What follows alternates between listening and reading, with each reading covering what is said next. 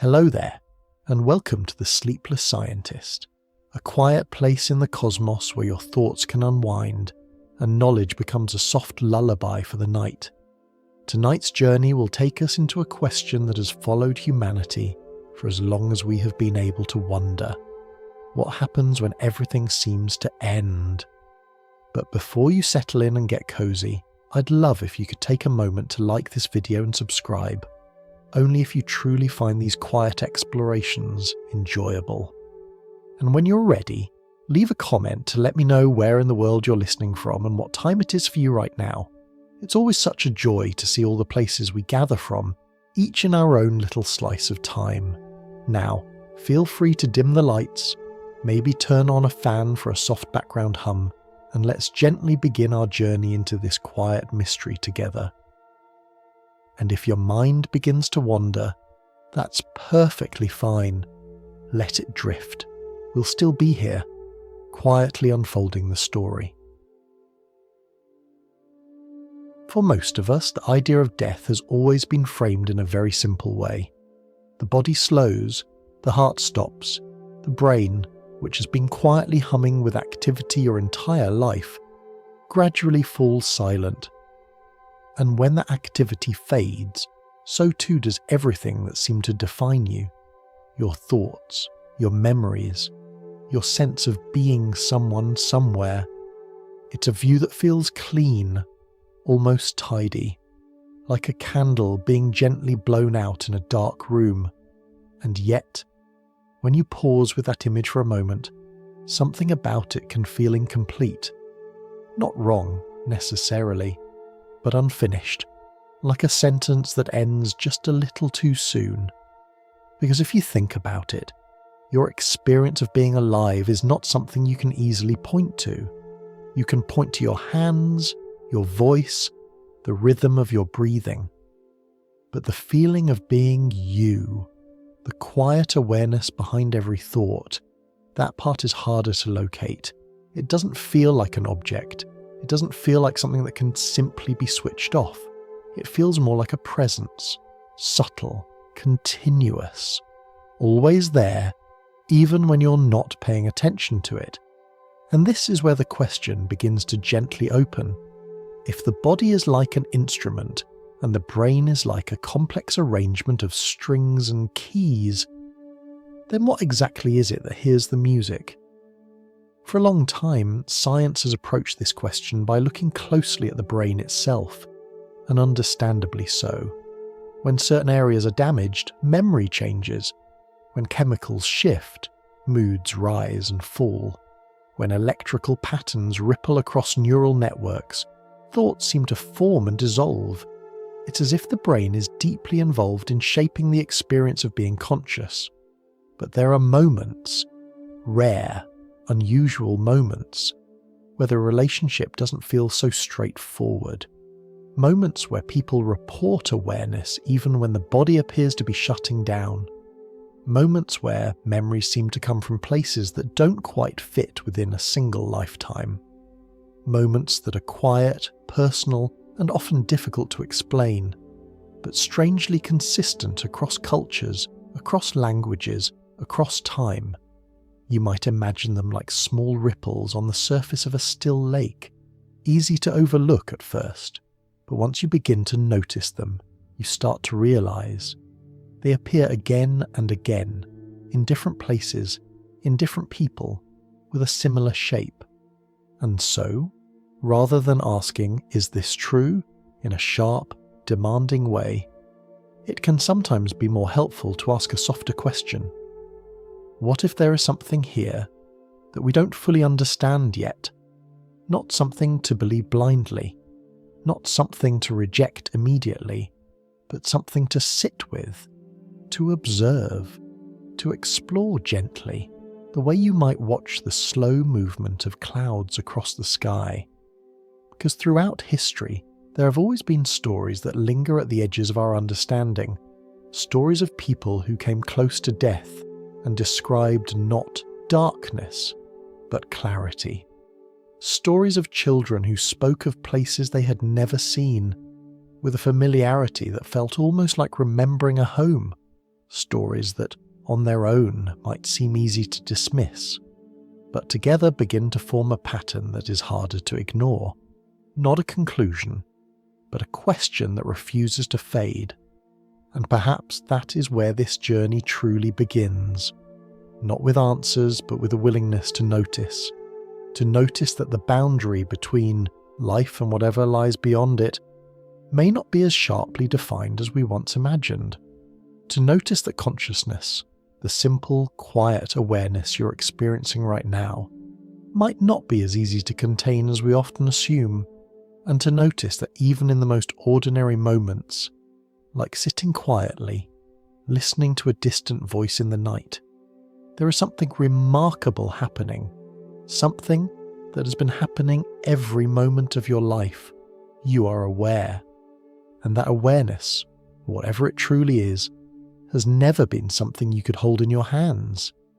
As this thought settles, you might begin to feel a subtle shift, not a dramatic realization, but a gentle loosening, like the feeling of exhaling after holding your breath a little too long. Because this isn't a story about proving anything. It's a story about exploring a possibility that consciousness may not simply disappear, but instead may be part of something larger, something quieter, something that continues in ways we're only beginning to glimpse. And like any good mystery, it doesn't rush. It unfolds slowly, one observation at a time, one quiet story after another. And as we continue, we'll begin to explore those stories more closely, not to force them into neat explanations, but to see what they reveal when we simply allow them to be what they are. Small pieces of a much larger picture, waiting patiently to be seen. For now, you don't need to decide what you believe. You don't need to reach a conclusion. You only need to listen and let the question remain open. Because sometimes it's in that openness that the most interesting discoveries begin to take shape. And as that idea gently lingers in the background of your thoughts, something else begins to emerge.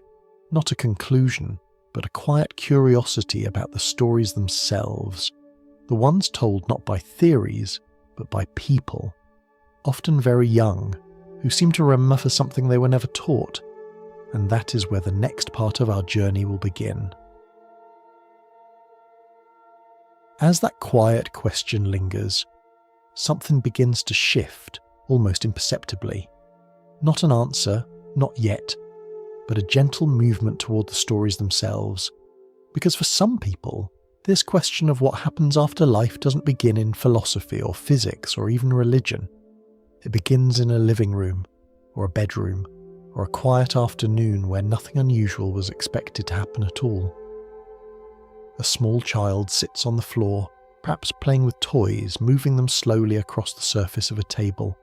Everything appears ordinary, familiar, the soft sounds of daily life unfolding as they always do, and then, almost casually, the child says something strange, not in a dramatic way, not with any sense of performance, just a simple statement, spoken with the same ease as any other thought.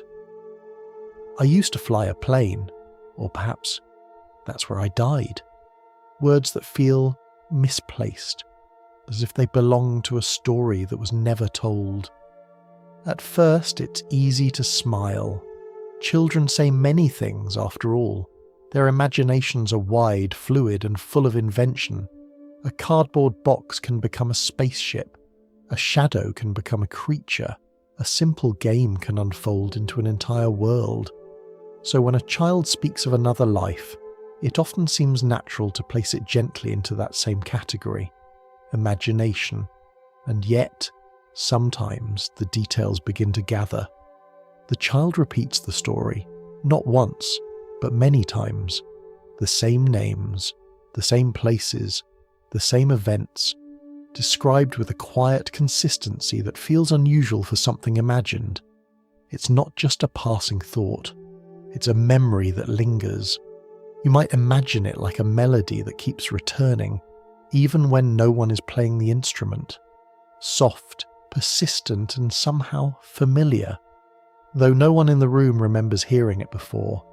In some cases, the child begins to describe things that feel oddly specific, a name that doesn't belong to anyone they know, a place they have never visited, an event that seems far removed from their own short life, yet is spoken of with a calm certainty, as though it had truly been experienced. And slowly the people around them begin to notice something else. These are not wild, ever-changing stories. They are steady. The details do not drift. They do not reshape themselves each time they are told. Instead, they settle into a pattern, repeating in much the same way, like footsteps tracing the same path through soft ground. It is this quiet consistency that begins to shift the way the stories are heard, because imagination tends to wander, but memory, even in its imperfect form, often returns to the same outline. And so, rather than dismissing these moments outright, a few researchers, careful, patient observers, began to listen more closely, not with the intention of proving anything, but simply to understand what was being said. Over time, they noticed something remarkable. These stories were not isolated. They appeared in different countries, in different cultures, in families with completely different beliefs about life, death, and what might come after. And yet, the pattern was strangely familiar. Children, often between the ages of 2 and 6, speaking about another life as though it were part of their own past.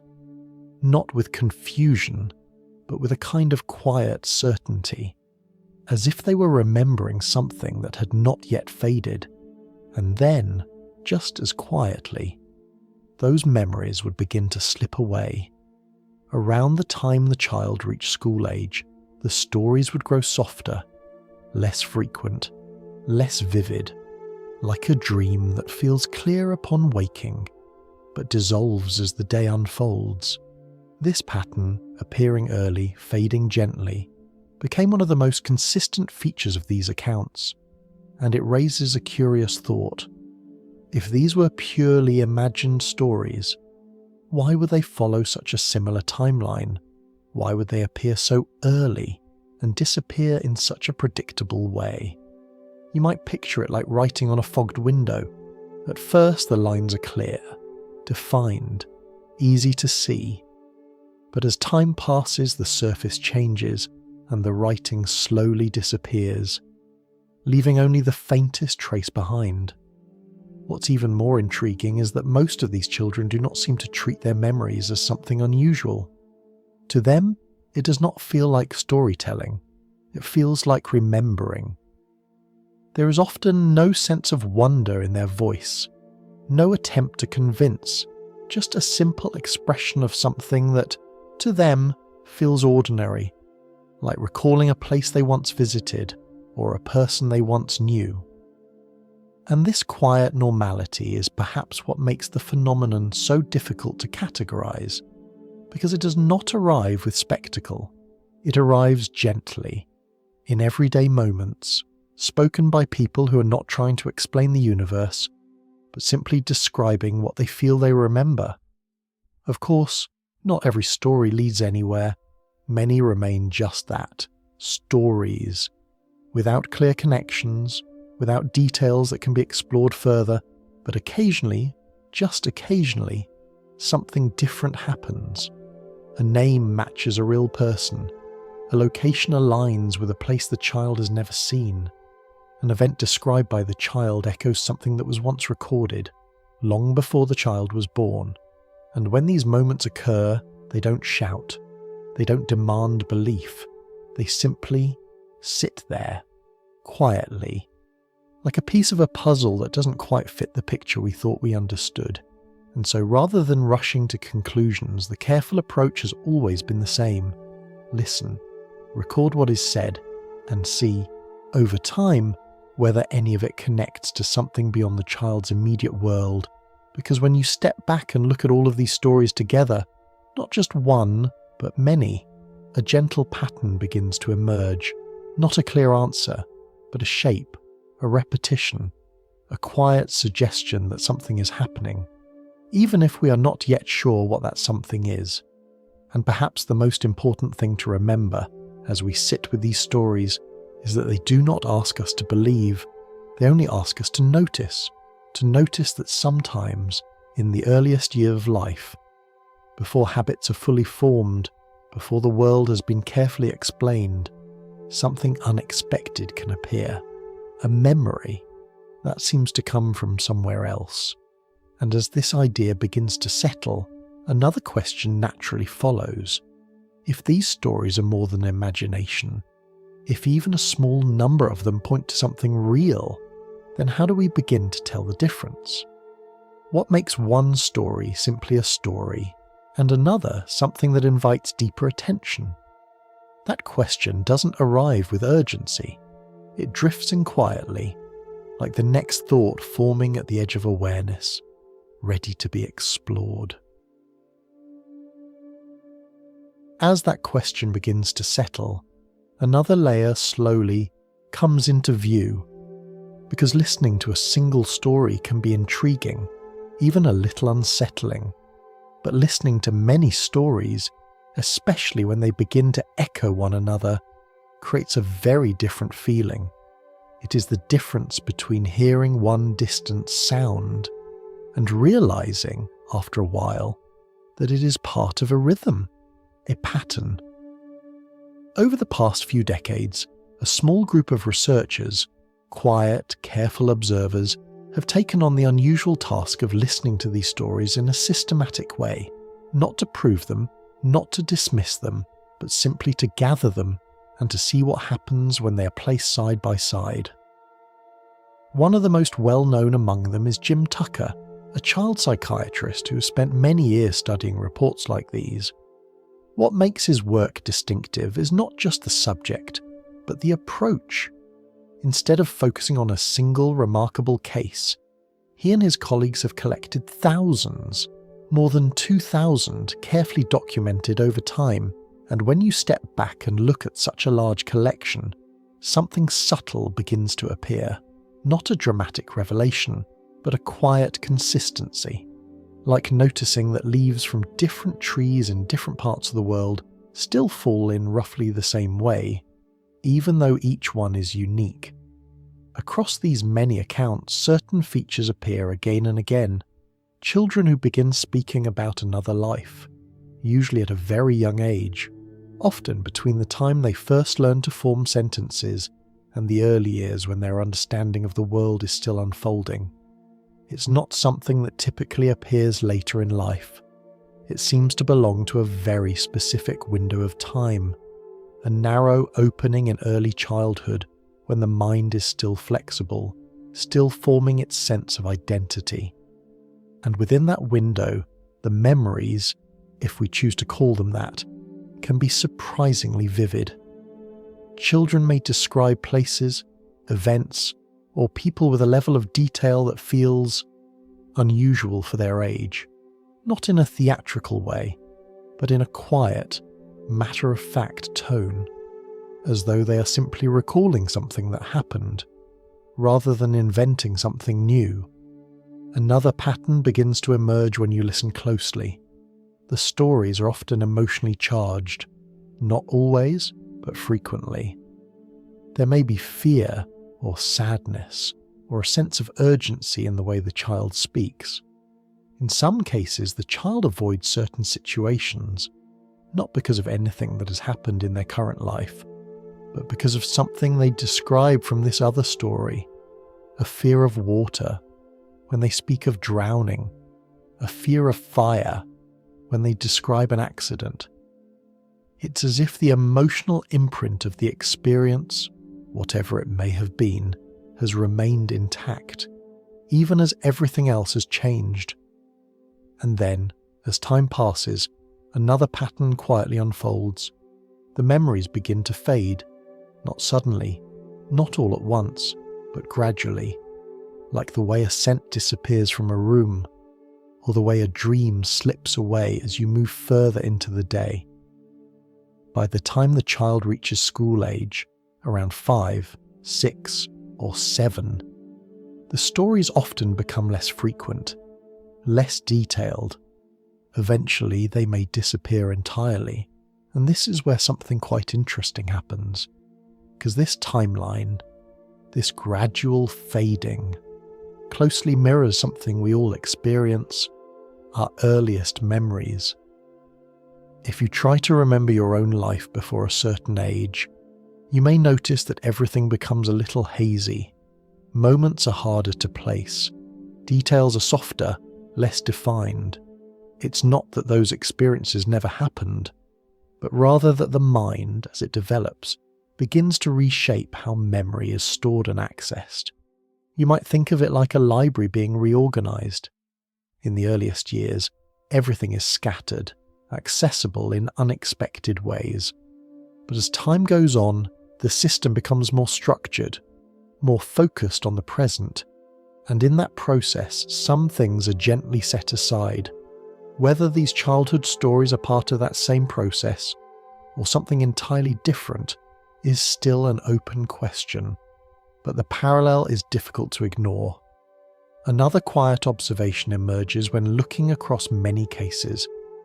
Most children who report these experiences do not show any other unusual abilities. They are not in general exceptionally different from their peers.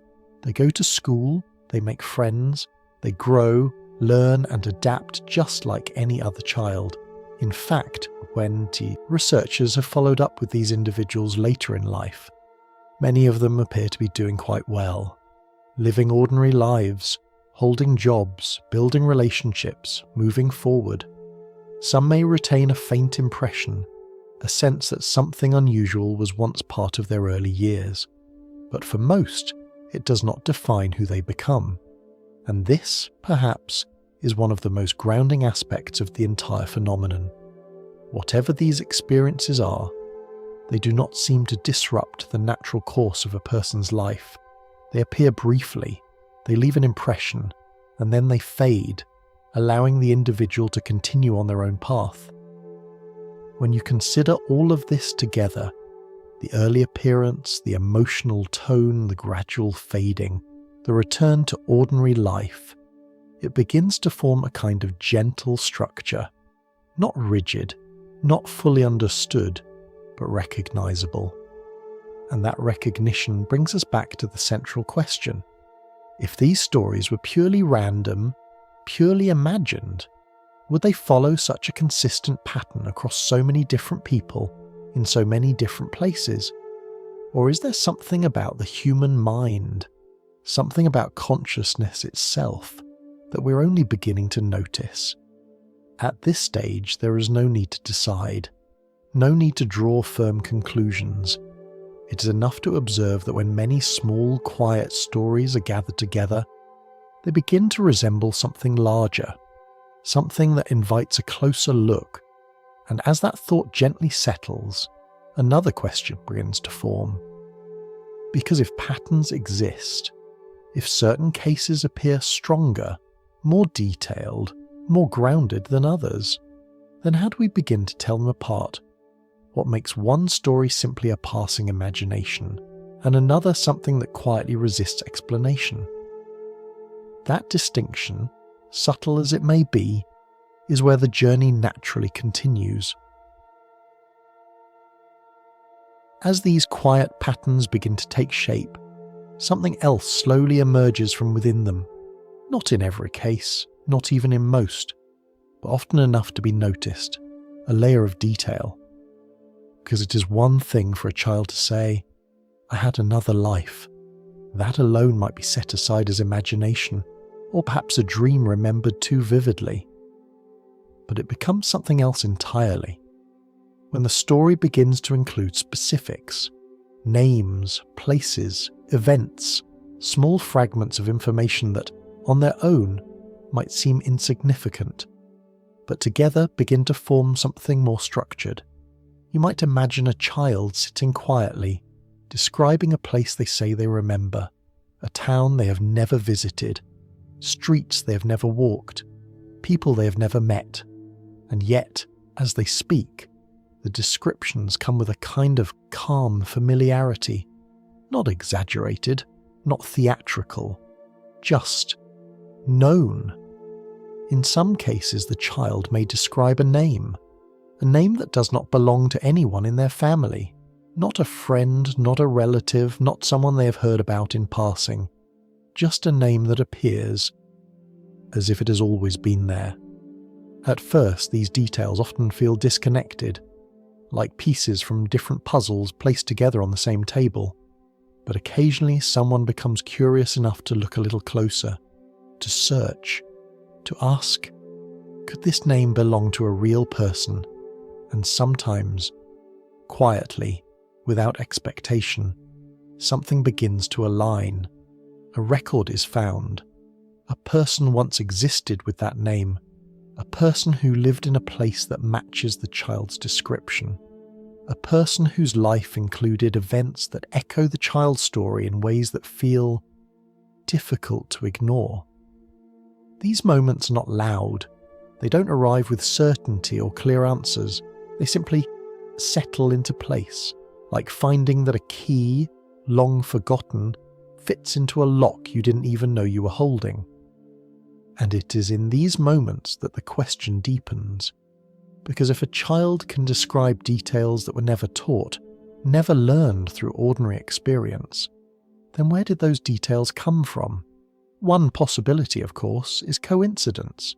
Given enough stories, it is always possible that some will appear to match real events by chance alone.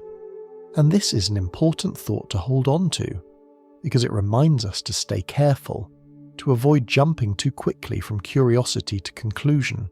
But even with that caution, there are cases where the number of matching details begins to feel less like coincidence, and more like something that deserves attention, not belief, but attention. In some of these cases, the details go beyond names and places. A child may describe how a person lived and how that life ended. They may speak of an accident, or a moment of danger, or a sudden event that brought everything to a close. And sometimes these descriptions align with recorded events in ways that are both specific and emotionally consistent. The tone of the story matches the nature of the event. The emotions carried by the child seem to reflect something deeper than imagination alone. It is not just the information that aligns, it is the feeling behind it. And that, perhaps, is what makes these cases so quietly compelling. Because information can be guessed, it can be assembled, it can even be influenced in subtle ways by the environment, but emotion, especially when it appears unprompted, is harder to explain. It is more like a trace, a lingering impression, like the warmth left behind on a chair after someone has stood up, still present, even though the person is no longer there. And yet, even here, it is important to remain gentle in our interpretation. Because the human mind is complex. Children are perceptive in ways we do not always fully understand. They absorb details from their surroundings. They notice patterns. They sometimes connect pieces of information in ways that feel surprising. So the presence of specific details, even accurate ones, does not immediately mean that something extraordinary has occurred. But when those details appear alongside consistency, alongside emotional depth, alongside patterns that repeat across many different cases, they begin to form something else, not a conclusion, but a question that grows a little stronger. You might think of it like hearing a distant melody again, the same one you noticed before. At first, it seemed like a coincidence, then a curiosity, but as it returns, in slightly different forms, in different places, you begin to wonder whether there is a source, something playing, somewhere beyond your immediate view. And so, rather than deciding too quickly what these details mean, researchers have taken a quieter approach. They listen, they record, they compare, and they ask a simple question. Are these details being learned through ordinary means, or do they appear to exist outside of those pathways? In some cases, the answer remains unclear. In others, it becomes more difficult to trace a clear path from the child's environment to the information they provide. And it is in these moments of uncertainty, these small gaps in explanation, that the mystery deepens just a little. Not dramatically, not in a way that demands belief, but in a way that gently invites further exploration. Because if even a small number of these cases involve details that cannot be easily explained through ordinary learning, then it suggests that there may be aspects of memory or awareness that extend beyond what we currently understand, not as a certainty, but as a possibility. And as this possibility begins to settle into the background, another thought naturally follows. If some stories contain details that seem grounded, while others do not, then there must be a way to tell the difference. A way to recognize which cases invite deeper attention and which ones simply drift away. That distinction, subtle as it may be, becomes the next quiet step in this unfolding journey. As these fragments of detail begin to gather, there are moments when a single story quietly steps forward, not because it is louder than the others, but because it holds together, even as it is gently examined. You might imagine a story beginning in a very ordinary way. A young child speaks about something unusual, a memory that does not belong to their current life. At first, it sounds no different from many others. A small curiosity, noted and then perhaps set aside. But in some cases, someone decides to look a little closer, not with urgency, just with quiet curiosity. And as they begin to ask simple questions, the story starts to reveal more.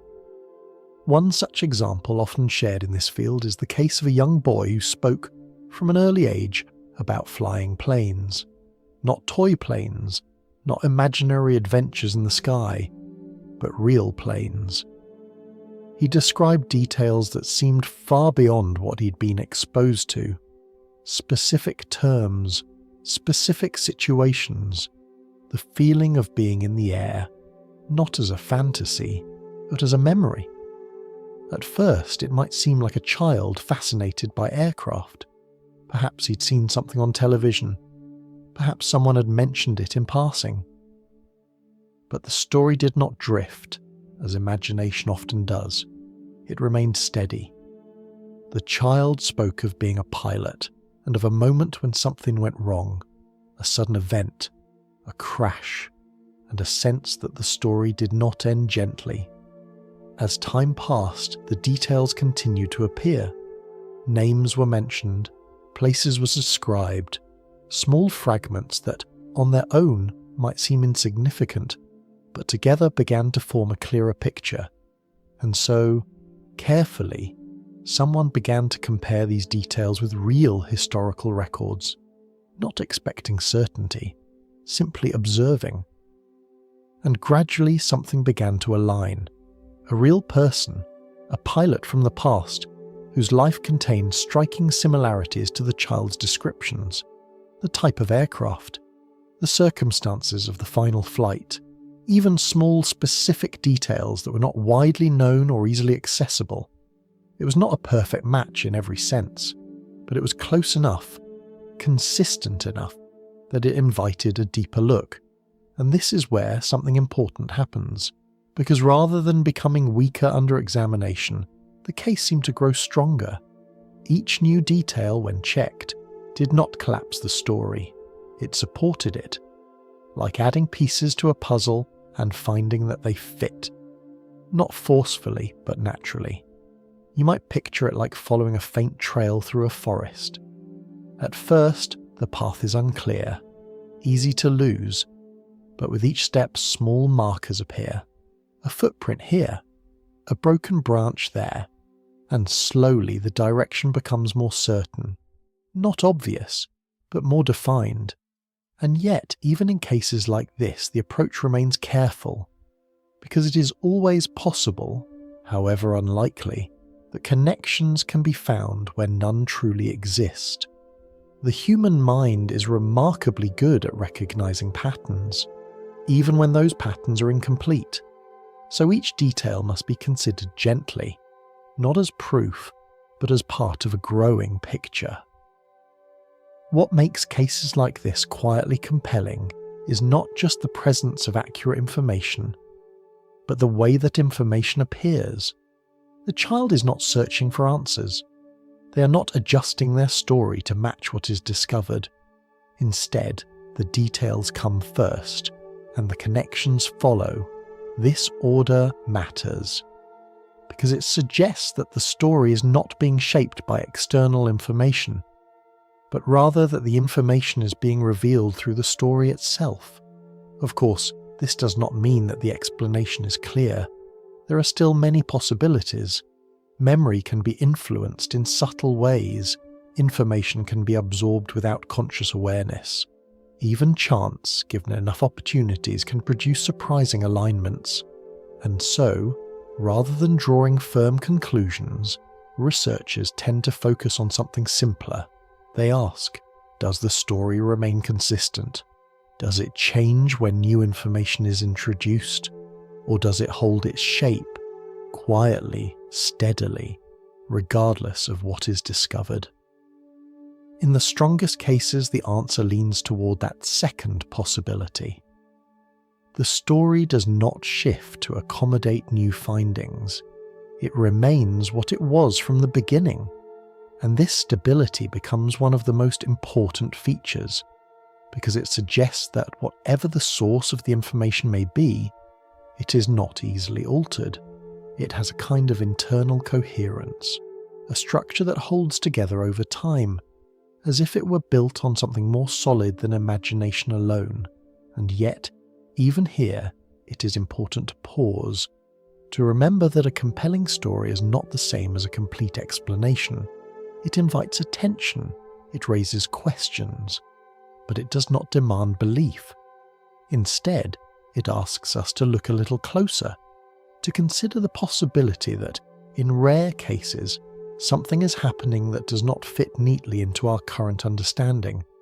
And as we sit with that idea, another layer begins to form, because if some cases become stronger with investigation, while others fade or fall apart, then there must be a way to distinguish between them, a quiet set of criteria, a way of recognizing which stories hold their shape and which ones slowly dissolve. That distinction, subtle, patient, and carefully observed, becomes the next step in understanding what these experiences might truly represent.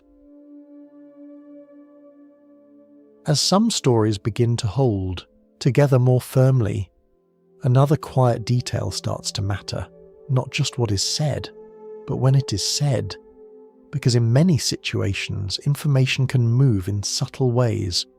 A name might be overheard, a story might be partially remembered, a detail might slip in unnoticed, shaping what is later recalled. These pathways are often invisible, but they exist. And so, when trying to understand unusual cases like these, one of the most important questions becomes surprisingly simple. Did the story come first, or did the explanation come first? You might imagine writing something down in a notebook, a few lines describing a place, a person, a moment.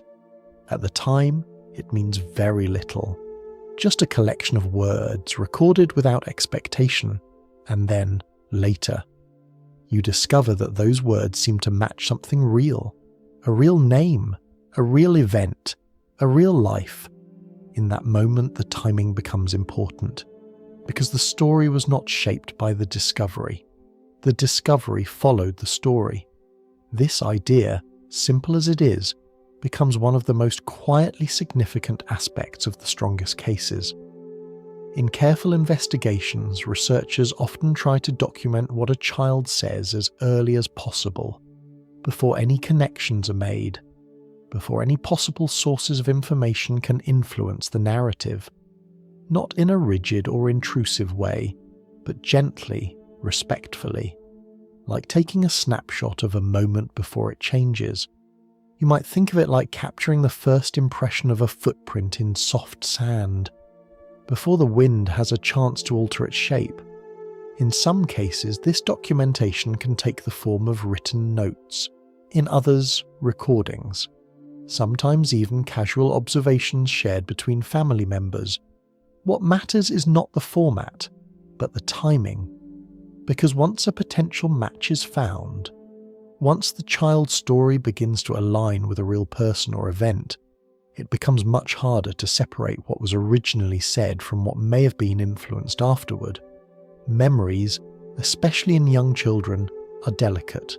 They can shift, they can adapt, not intentionally, but naturally as part of how the mind organizes experience, and so, the earliest version of the story becomes the most valuable, not because it is perfect, but because it is untouched, unshaped by the process of discovery.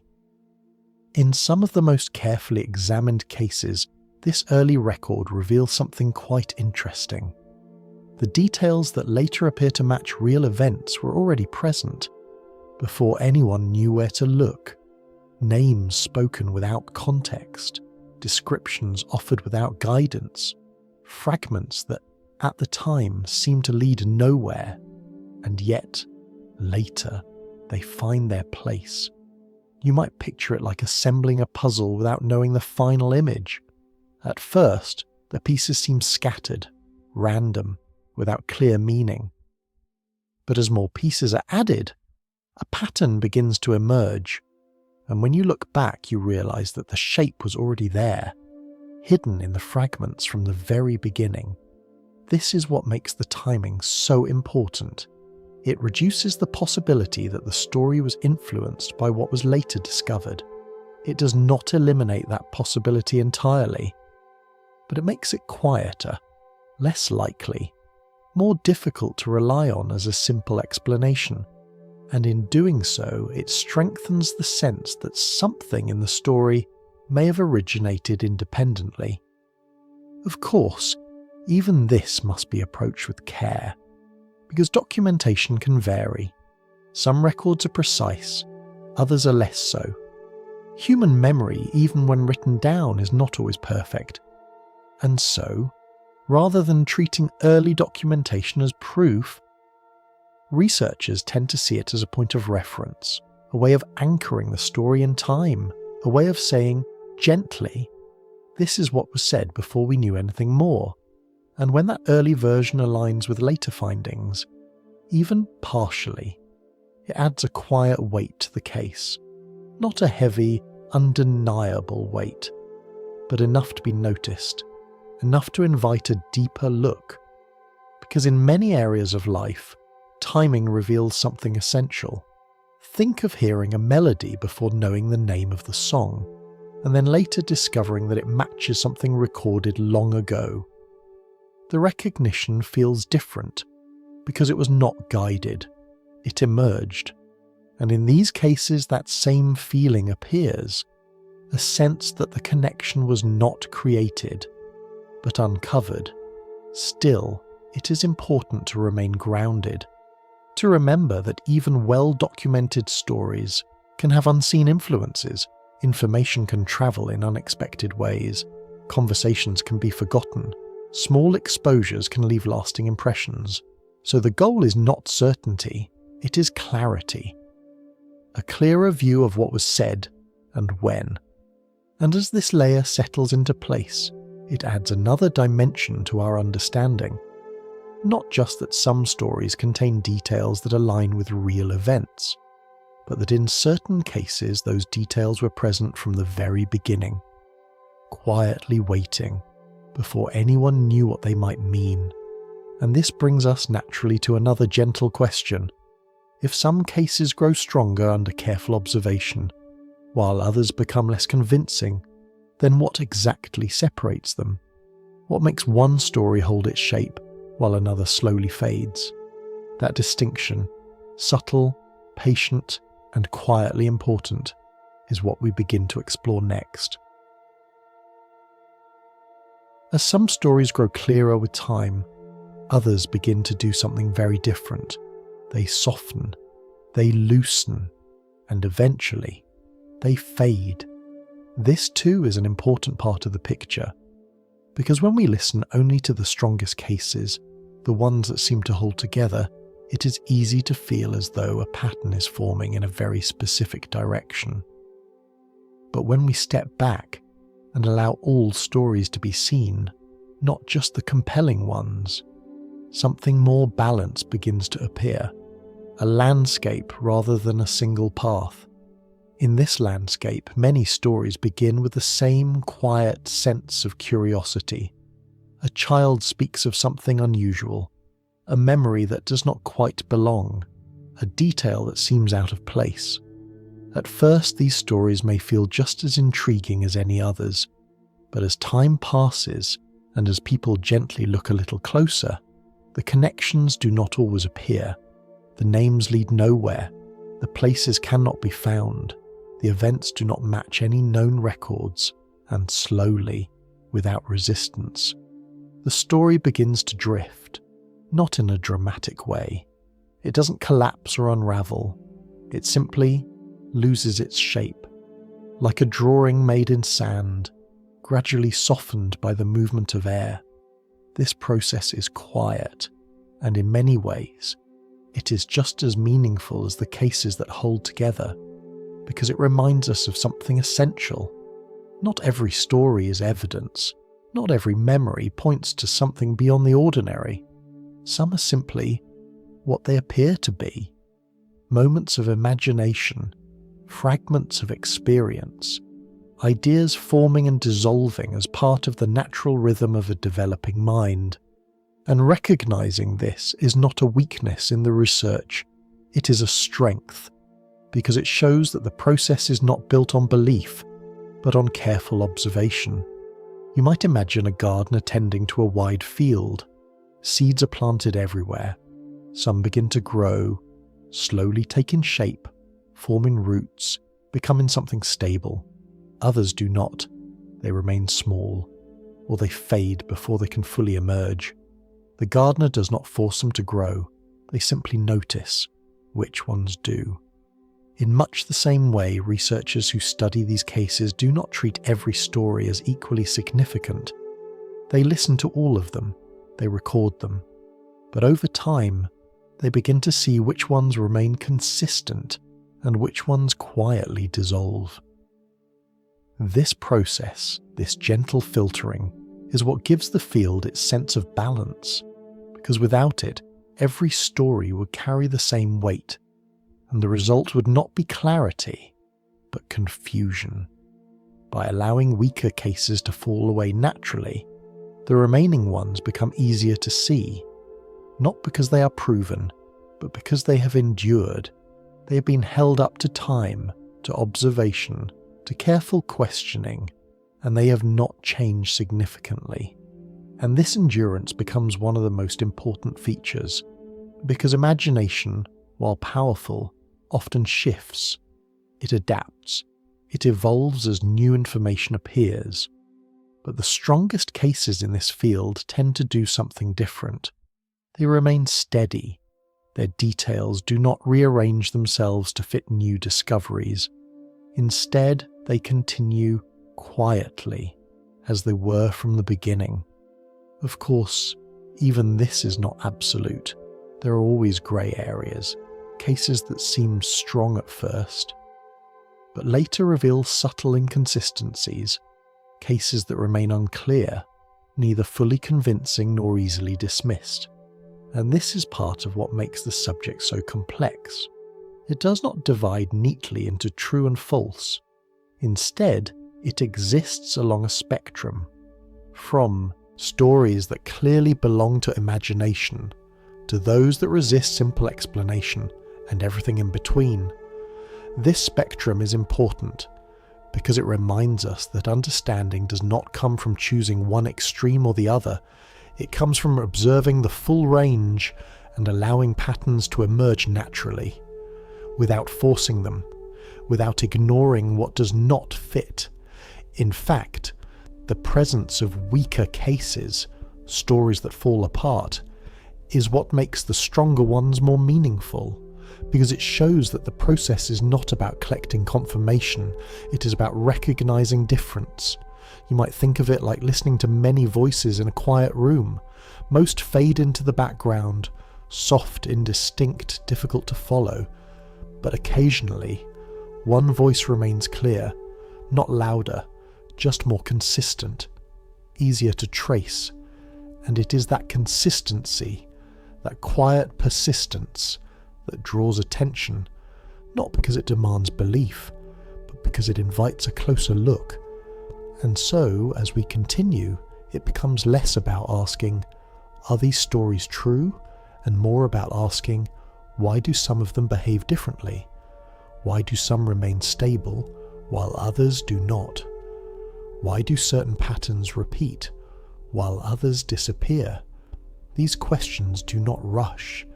They unfold slowly, and they lead us towards something deeper, something that lies not just in the stories themselves, but in the way we examine them. Because once we begin to see the difference between cases that hold and cases that fade, another idea naturally begins to form. If even one story remains consistent, detailed, and resistant to explanation, then what does that mean for our understanding of memory and of consciousness itself? That question does not demand an answer. It simply lingers, quietly, waiting to be explored. As we begin to notice the difference between stories that fade and those that quietly endure, something subtle begins to change in the way we look at them. Because at first it might seem that understanding requires many examples, a large collection, a pattern that repeats often enough to feel undeniable.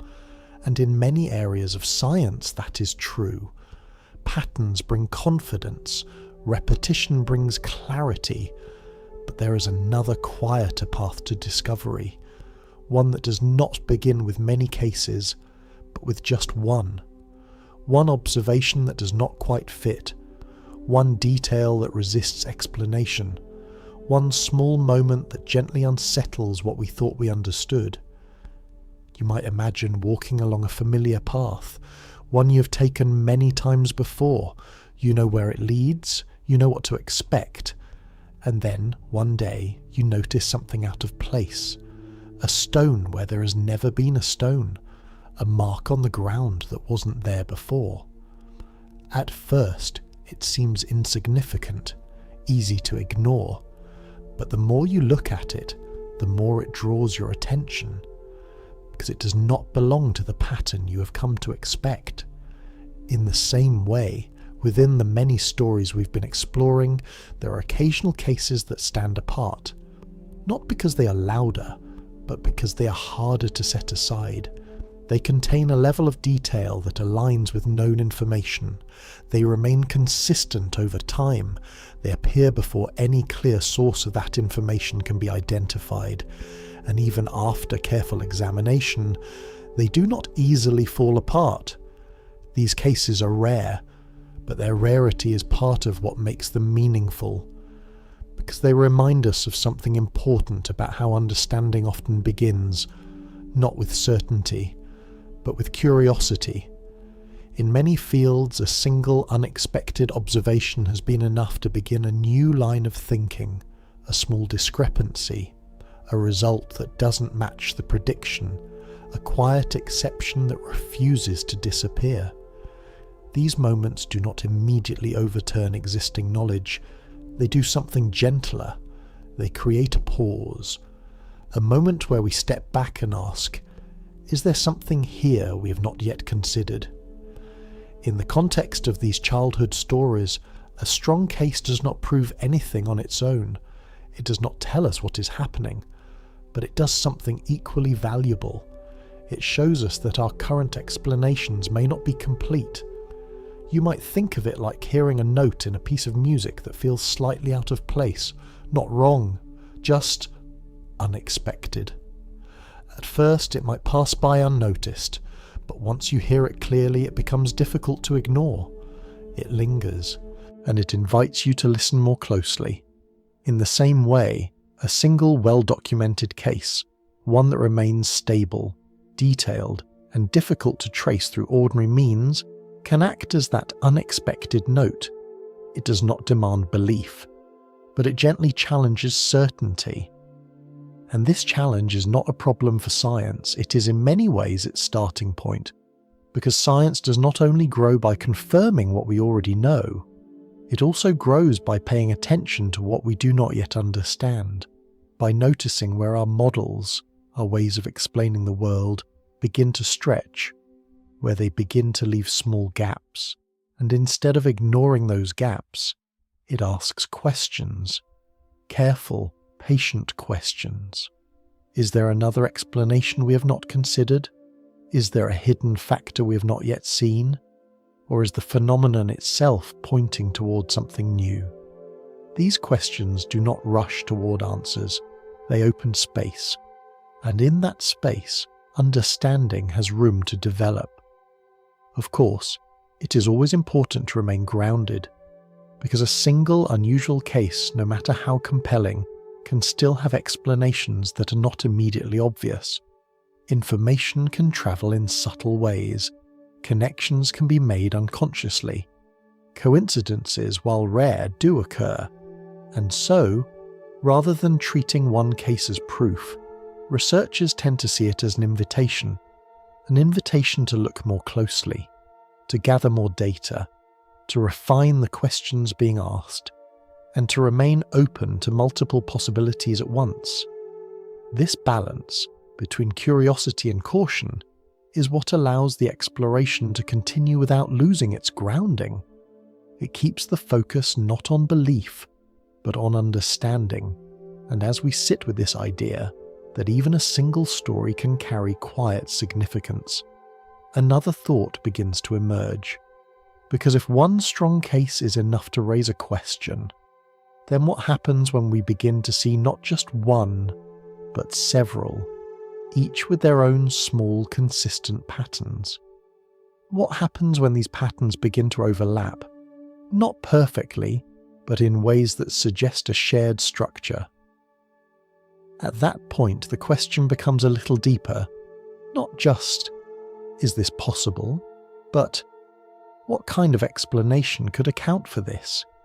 And it is here, at this gentle intersection between observation and possibility, that the journey begins to expand, not toward conclusions, but toward a wider view, one that includes both what we can explain and what for now remains just beyond the edge of clarity. As these questions continue to unfold, another subtle detail begins to take on quiet importance. Not just what is remembered, not just how consistent the story remains, but whether there is any clear path between the child and the life they describe. Because in many situations, information does not need to be taught directly to be learned. It can travel quietly, through conversations overheard without attention, through stories told in passing, through small fragments absorbed over time, without anyone noticing. The mind, especially in early childhood, is remarkably open. It gathers pieces from the world and sometimes rearranges them in ways that feel new, even though they are built from familiar parts. And so, when trying to understand these unusual memories, one of the most natural explanations is this. Perhaps the child, in some quiet way, encountered the information before. Perhaps the story is not coming from somewhere unknown, but from somewhere forgotten. This idea, simple, grounded, and often sufficient, helps explain many cases. But then, there are others, cases where that pathway becomes difficult to trace. Not completely impossible, but faint, unclear, almost absent. You might imagine a child describing a person who lived in a different town, or even a different region, with no known connection to the child's family, no shared history, no overlapping social circles, no obvious opportunity for the information to have been passed along. The name is unfamiliar, the place is distant, and yet the details continue to align. In these situations, the question shifts slightly. It becomes less about what is being remembered and more about how that information could have arrived. Because without a clear pathway, the usual explanations begin to feel less complete. Not invalid, but stretched. You might picture it like finding a message written in a place where no one has been. At first, you might assume someone left it there, perhaps long ago. But if no path leads to that place, no footprints, no signs of entry, the question becomes a little more complex, not impossible to answer, but more open, more uncertain. These are the kinds of cases that researchers sometimes refer to quietly as the most intriguing. Not because they are more dramatic, but because they remove one of the simplest explanations, the idea of direct or indirect learning.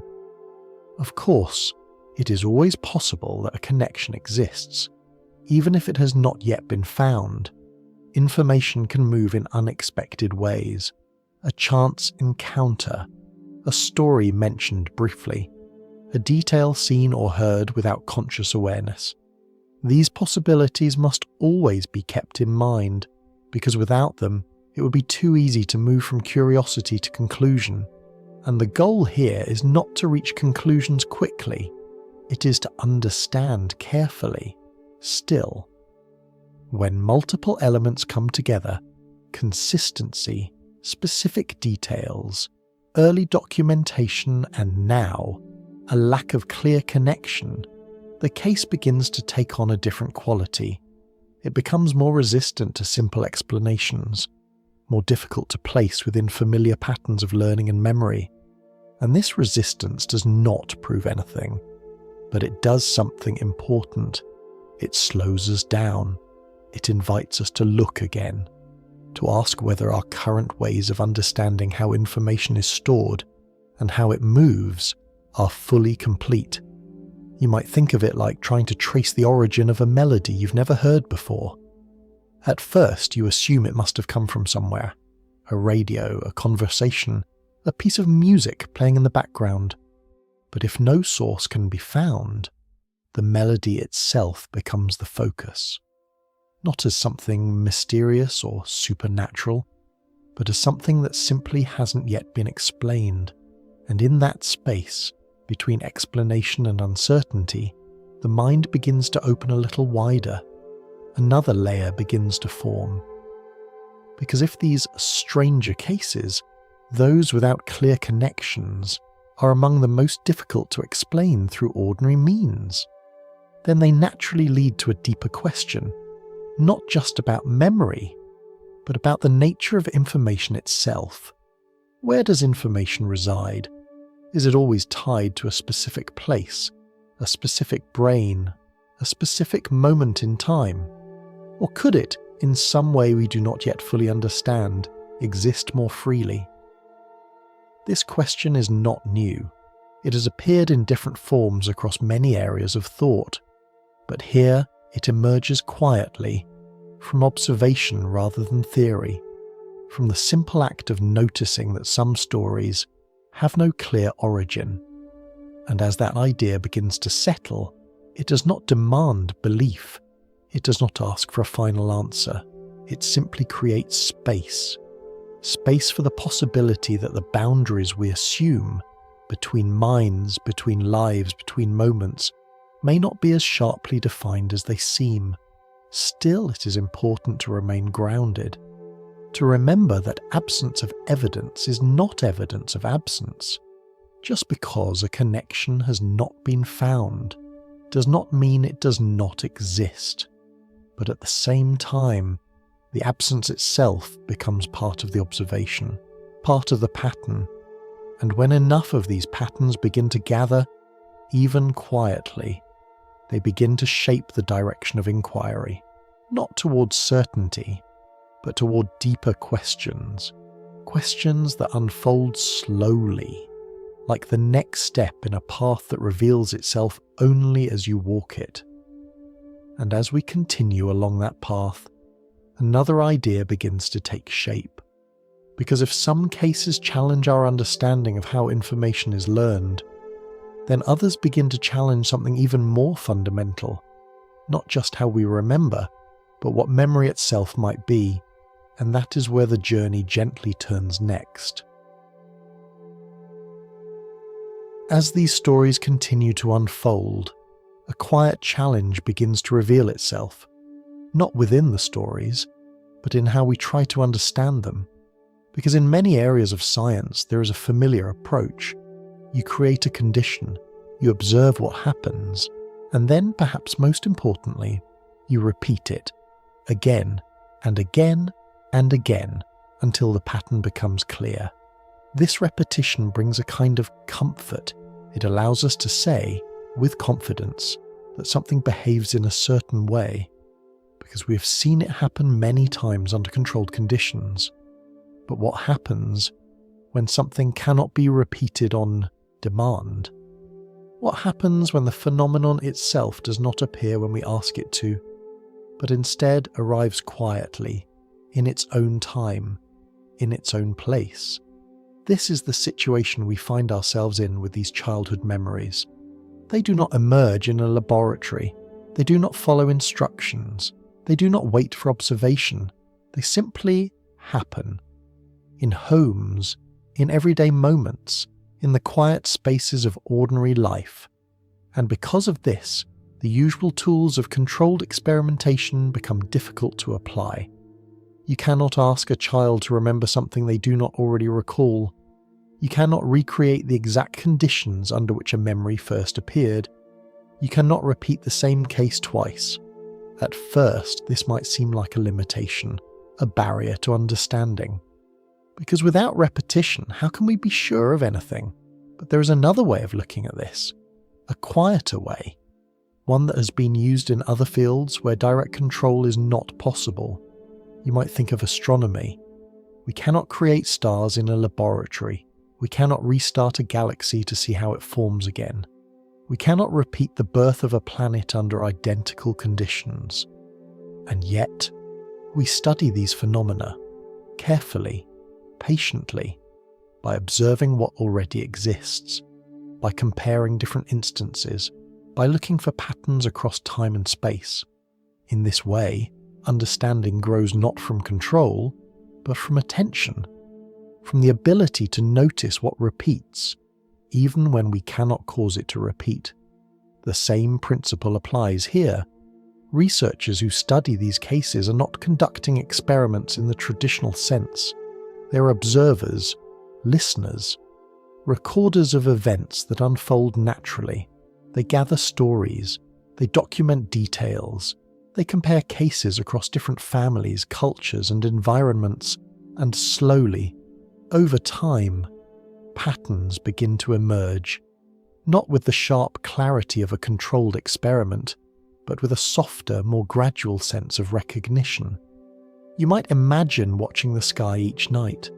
At first, the stars seem scattered, random, without clear structure. But as you continue to observe, night after night, certain patterns begin to reveal themselves. Constellations, movements, cycles, not because you created them, but because you took the time to notice them. In much the same way, these childhood memory cases form a kind of observational landscape. Each story is like a point of light.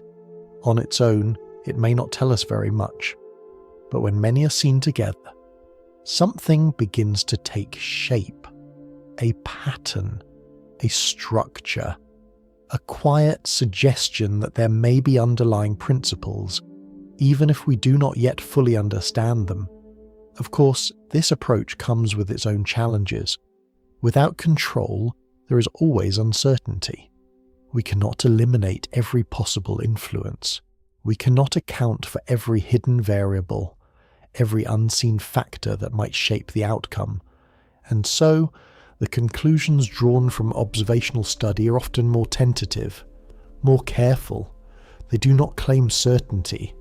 They offer possibilities. They suggest directions. They invite further exploration. This is why, in this field, you will often hear language that is softer, less definitive. Phrases like, "it appears," or "it may suggest," or "it is consistent with." These are not signs of weakness, they are signs of precision. Because when dealing with phenomena that cannot be controlled, honesty requires humility. It requires acknowledging what we know and what we do not. And yet, even within this uncertainty, meaningful insights can still emerge. Patterns can still be recognized. Questions can still be refined. And over time, understanding can still grow, not all at once, but gradually, like the slow formation of a landscape shaped by countless small changes. And perhaps there is something fitting about that, because the subject we are exploring, consciousness, memory, the possibility of something continuing beyond the body, is not something that lends itself easily to simple answers. It is subtle, elusive, deeply intertwined with the nature of experience itself, and so it may require a different kind of approach, one that is patient, observant, willing to sit with uncertainty rather than rushing to resolve it. As we continue, this way of seeing becomes increasingly important, because it allows us to hold multiple possibilities at once, to consider both the patterns that suggest something unusual and the limitations that remind us to remain grounded. And within that balance, a new kind of understanding begins to form, not rigid, not final, but open, expanding, ready to take in the next layer of observation. Because if we cannot control these phenomena, we can still ask another question, one that moves us a little deeper. If these memories are not created in a laboratory, then could they still be explained by the brain itself? Could the mind, under certain conditions, generate experiences so vivid, so structured, that they resemble memories from another life? That possibility, grounded in what we know about the brain, is where the journey now begins to turn, gently, toward a different perspective.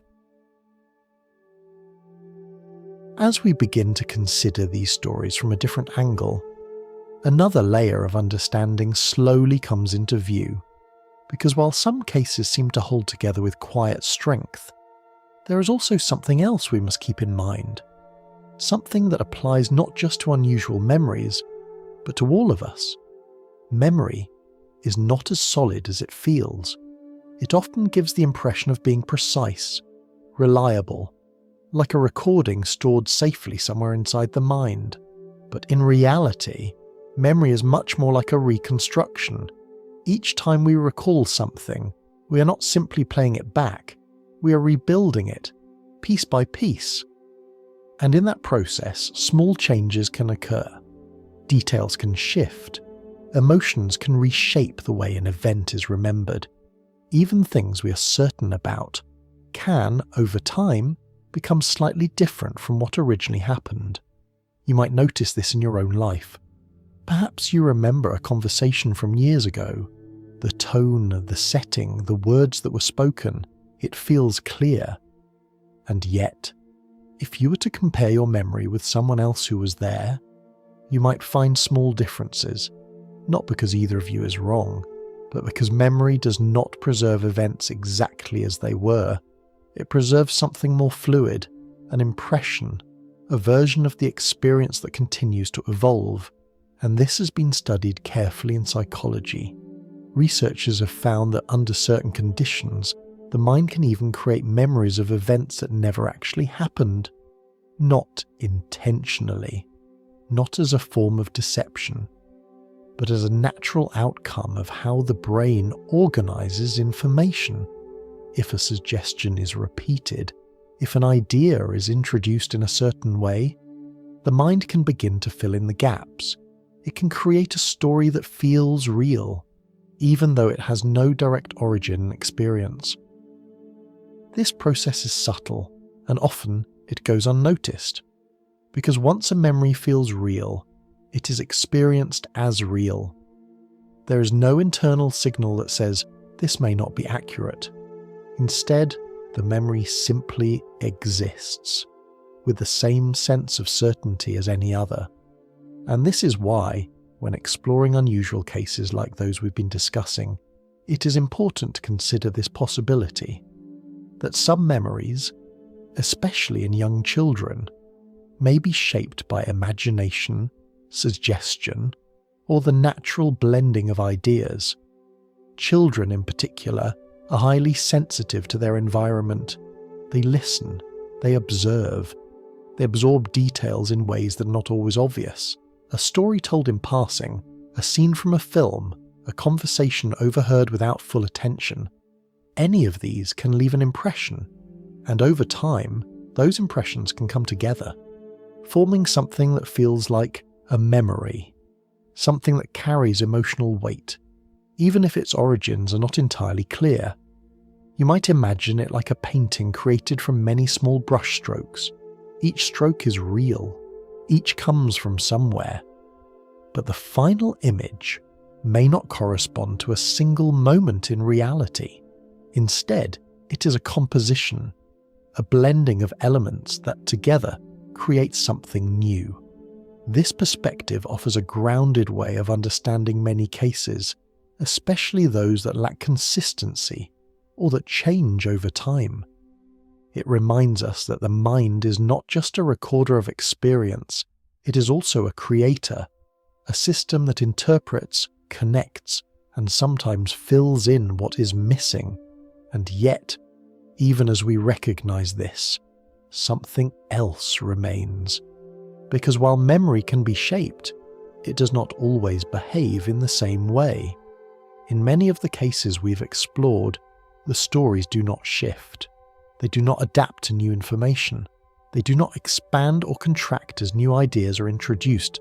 Instead, they remain steady, returning again and again in the same form, with the same details, the same structure. And this is where the question becomes more nuanced. Not whether memory can be unreliable, we know that it can. But whether all memories, especially those that appear early, remain consistent and include specific details, can be explained by these mechanisms alone. It is possible that some can, perhaps many.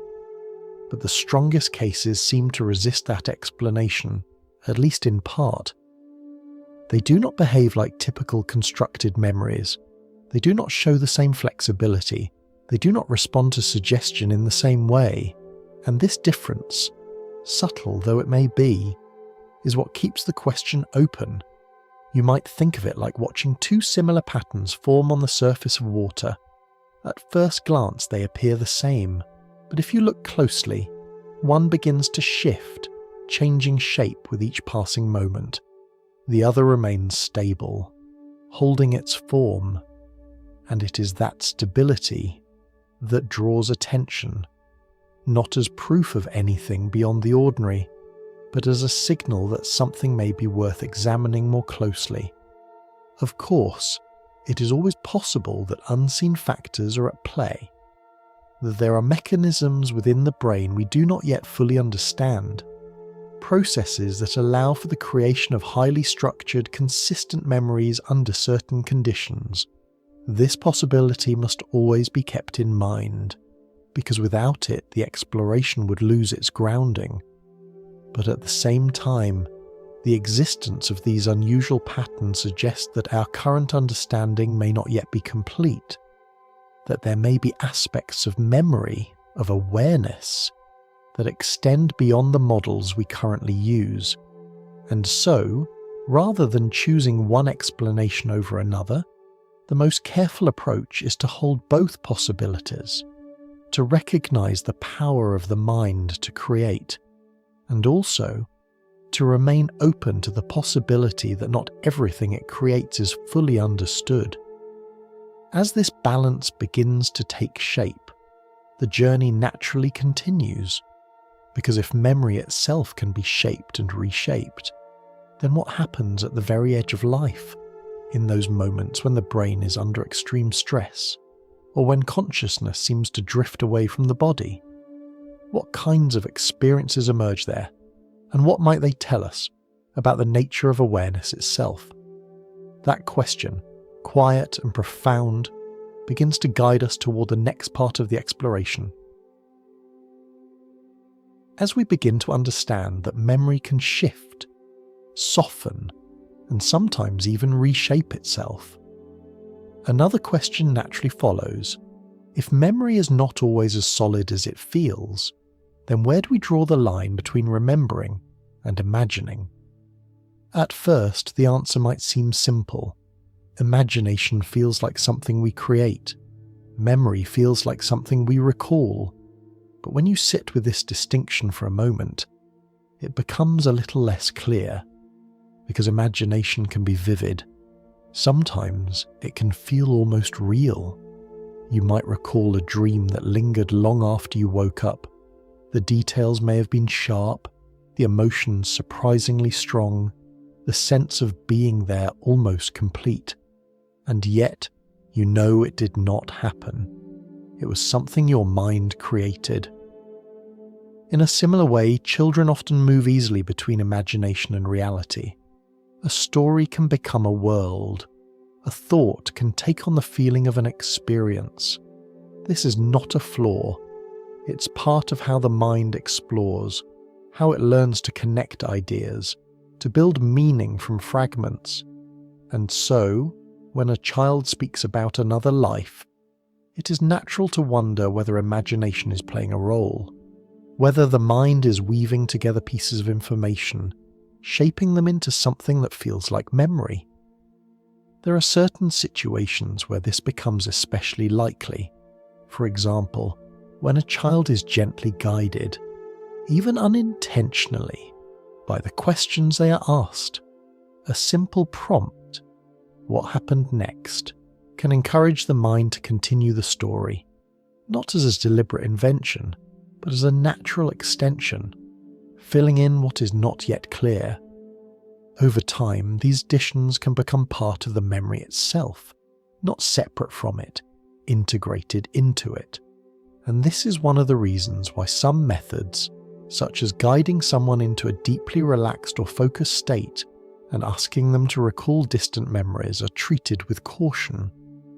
In these states, the mind can become more open, more responsive to suggestion, more willing to create connections, even when those connections are uncertain.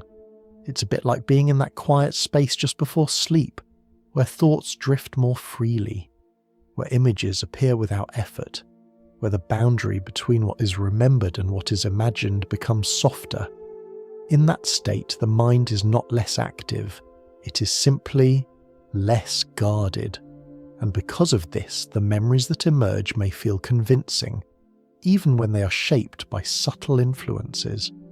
This is why, in careful research, these kinds of guided recollections are often set aside. Not because they are uninteresting, but because it becomes difficult to know where the memory ends and where imagination begins. And yet, even with this understanding, something else remains. Because while imagination can create vivid, emotional and detailed experiences, it often behaves in a certain way. It changes, it adapts. If new information is introduced, the story may shift to include it. If the context changes, the details may rearrange themselves. This flexibility is part of what defines imagination. It is creative, responsive, open to change. But in many of the strongest cases we've been exploring, the stories do not behave like this. They do not expand when prompted. They do not adjust to match new information. Instead, they remain surprisingly stable, returning again and again in the same form, with the same details, the same structure, even when no one is encouraging the child to continue, even when the story is simply allowed to exist without being explored further.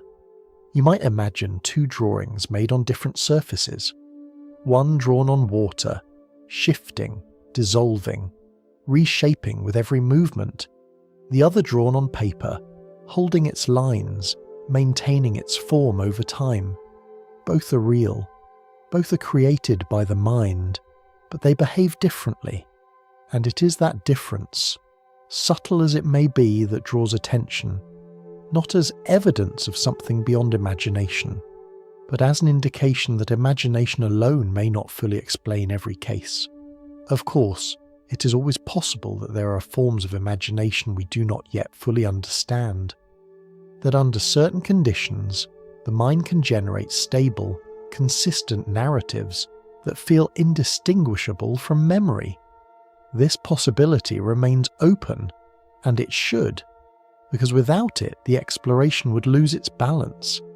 But at the same time, the presence of stories that resist change, that appear early, remain consistent, and fade in predictable ways, suggests that something more may be happening, not necessarily something extraordinary, but something not yet fully explained.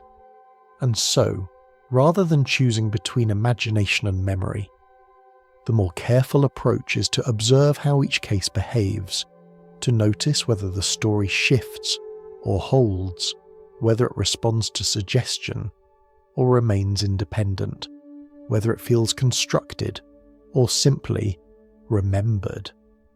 This kind of observation does not lead to immediate answers, it leads to better questions.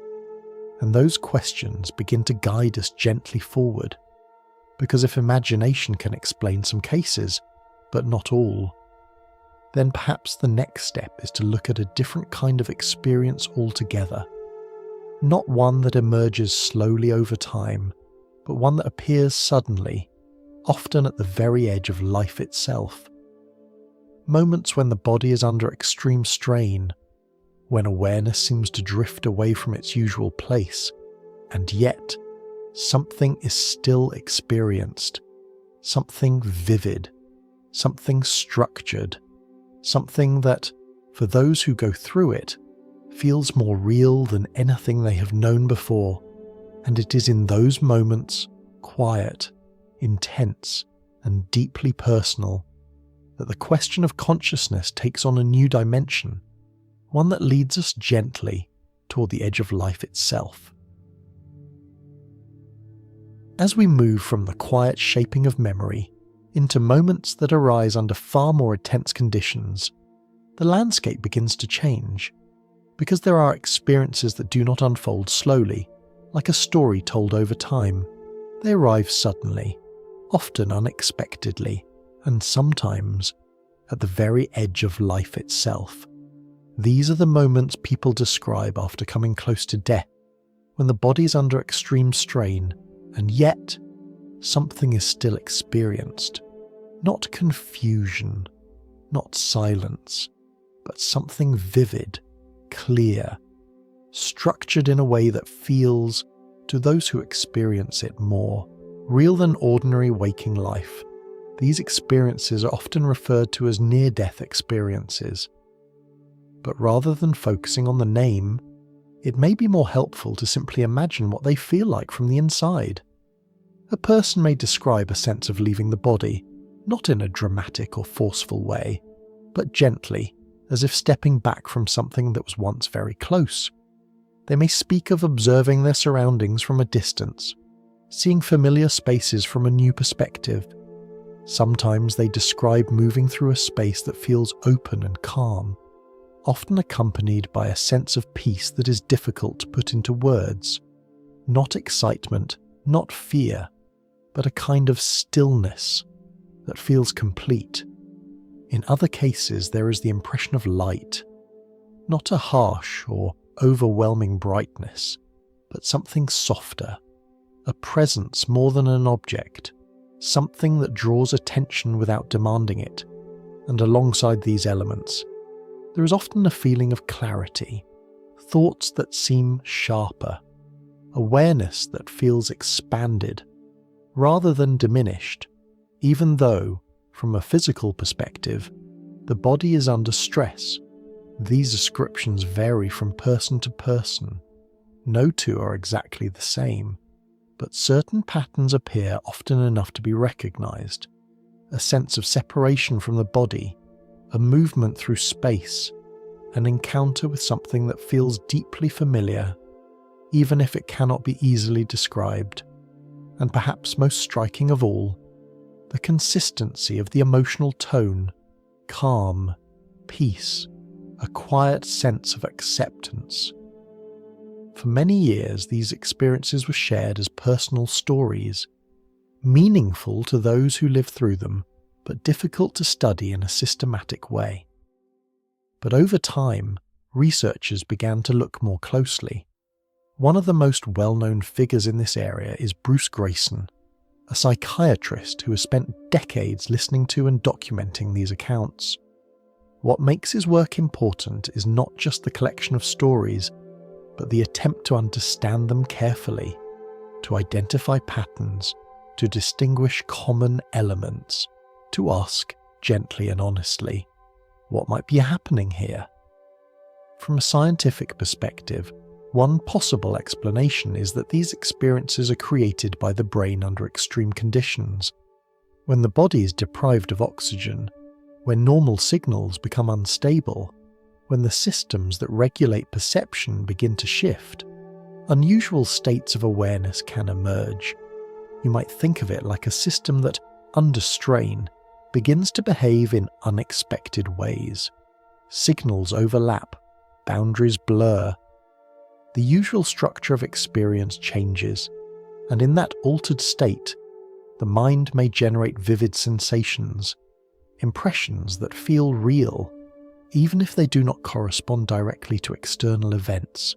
This explanation is grounded. It draws on what we know about how the brain responds to stress, and in many cases, it may account for at least part of the experience. But there is something else to consider. Because while this model explains how unusual perceptions might arise, it does not always explain their structure, the clarity, the coherence, the consistent patterns reported across different individuals, in different places, at different times.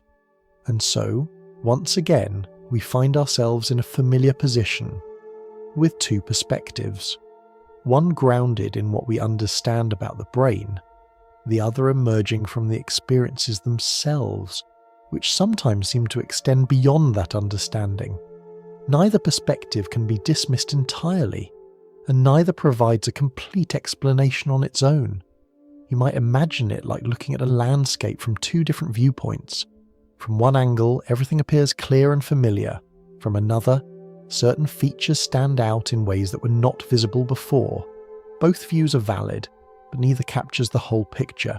And so, rather than choosing one over the other, the most careful approach is to hold them together, to allow the explanations we have and the questions that remain to exist side by side. Because in doing so, something important happens. The mystery is not forced into a conclusion. It is allowed to remain open, and in that openness, understanding has room to grow. As we sit with these experiences, these moments at the edge of life, another thought begins to form. Because if awareness can appear so vivid, so structured, even when the body is under extreme strain, then what does that suggest about the nature of awareness itself? Is it entirely dependent on the physical processes of the brain, or could there be aspects of it that are not yet fully explained by those processes? This is not a question that demands an answer.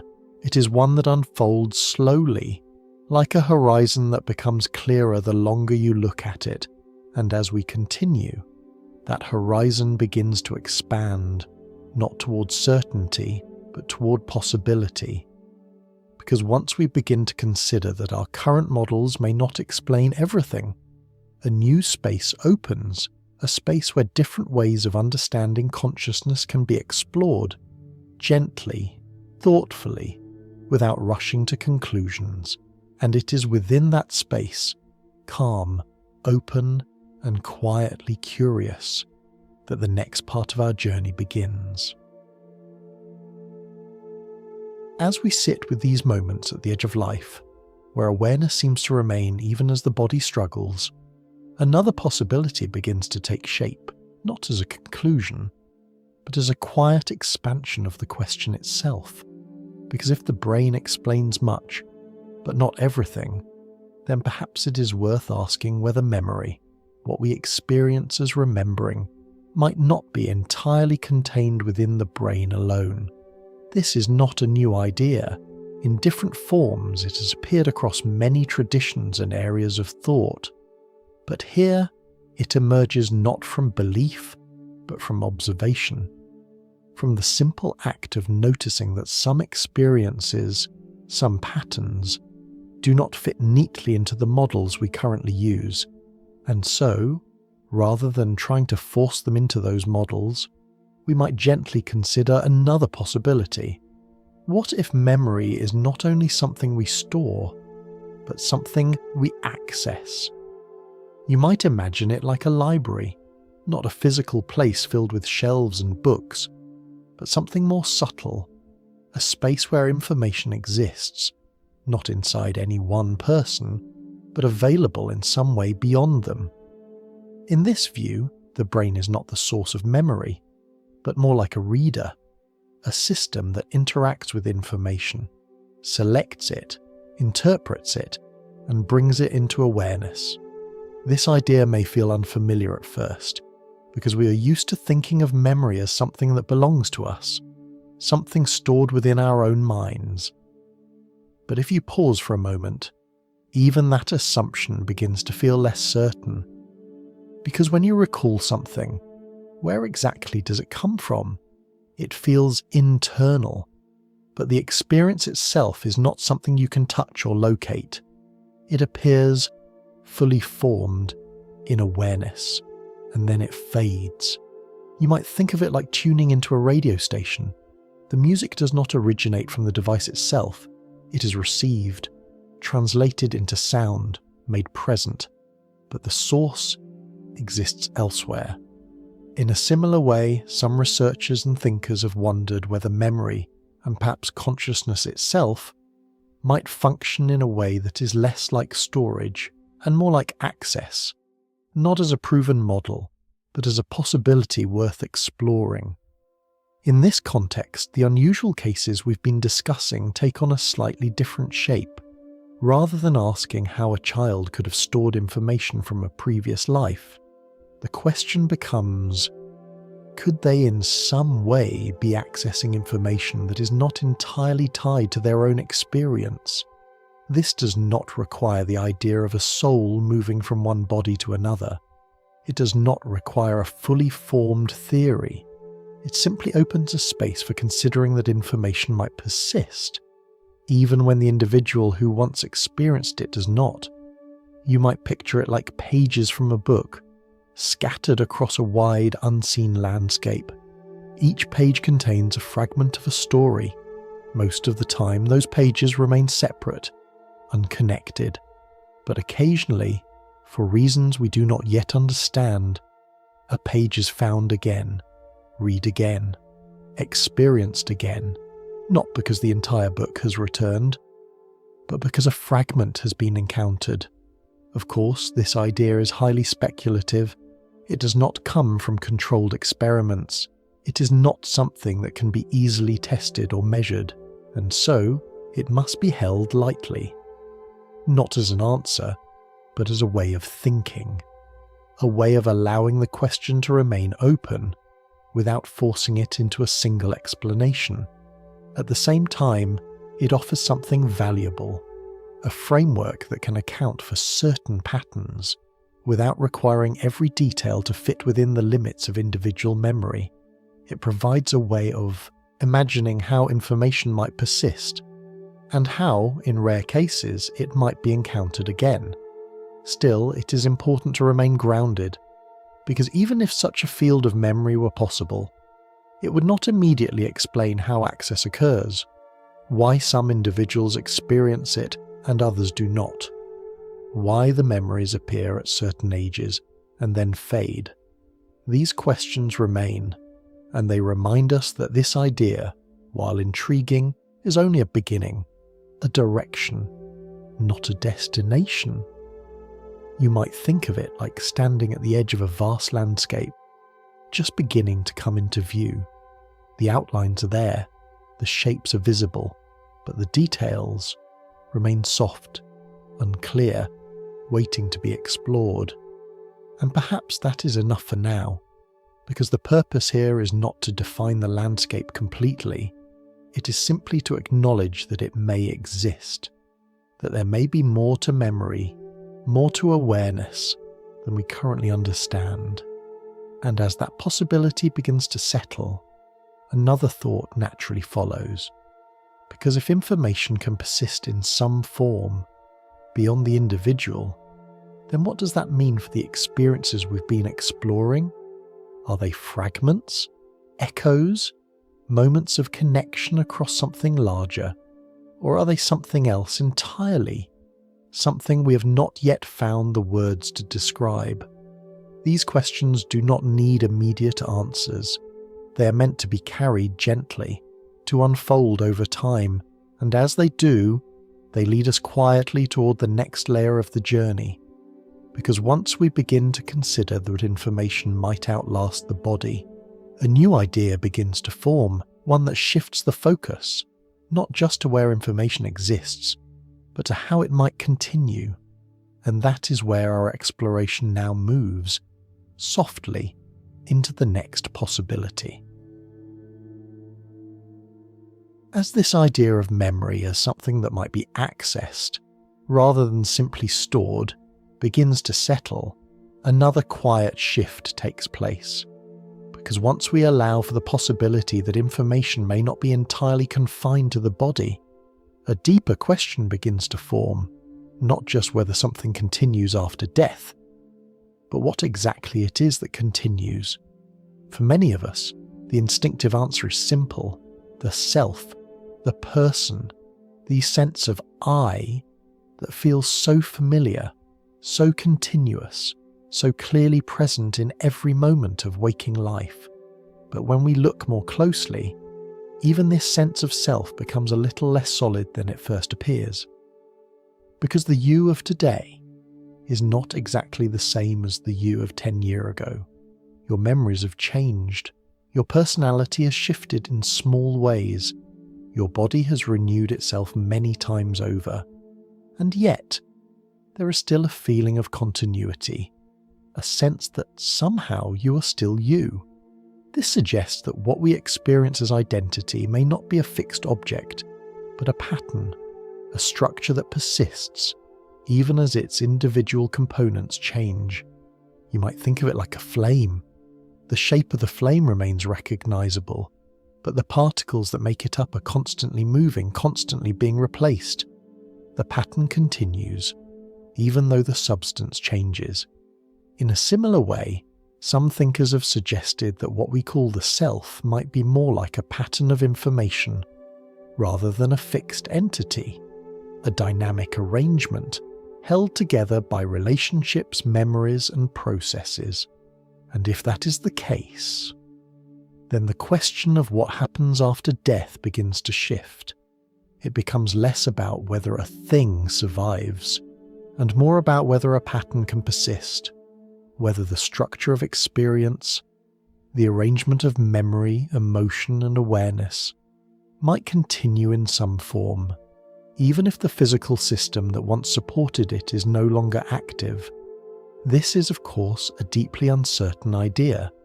It is not something that can be easily tested or confirmed, but it offers a way of thinking that feels a little closer to what we observe, because in the cases we've explored, what seems to appear is not a complete person returning. It is fragments, impressions, specific memories, often incomplete, often focused around certain moments. You might imagine it like a song, not played in full, but remembered in pieces, a melody here, a phrase there, enough to recognize, but not enough to reconstruct the entire composition.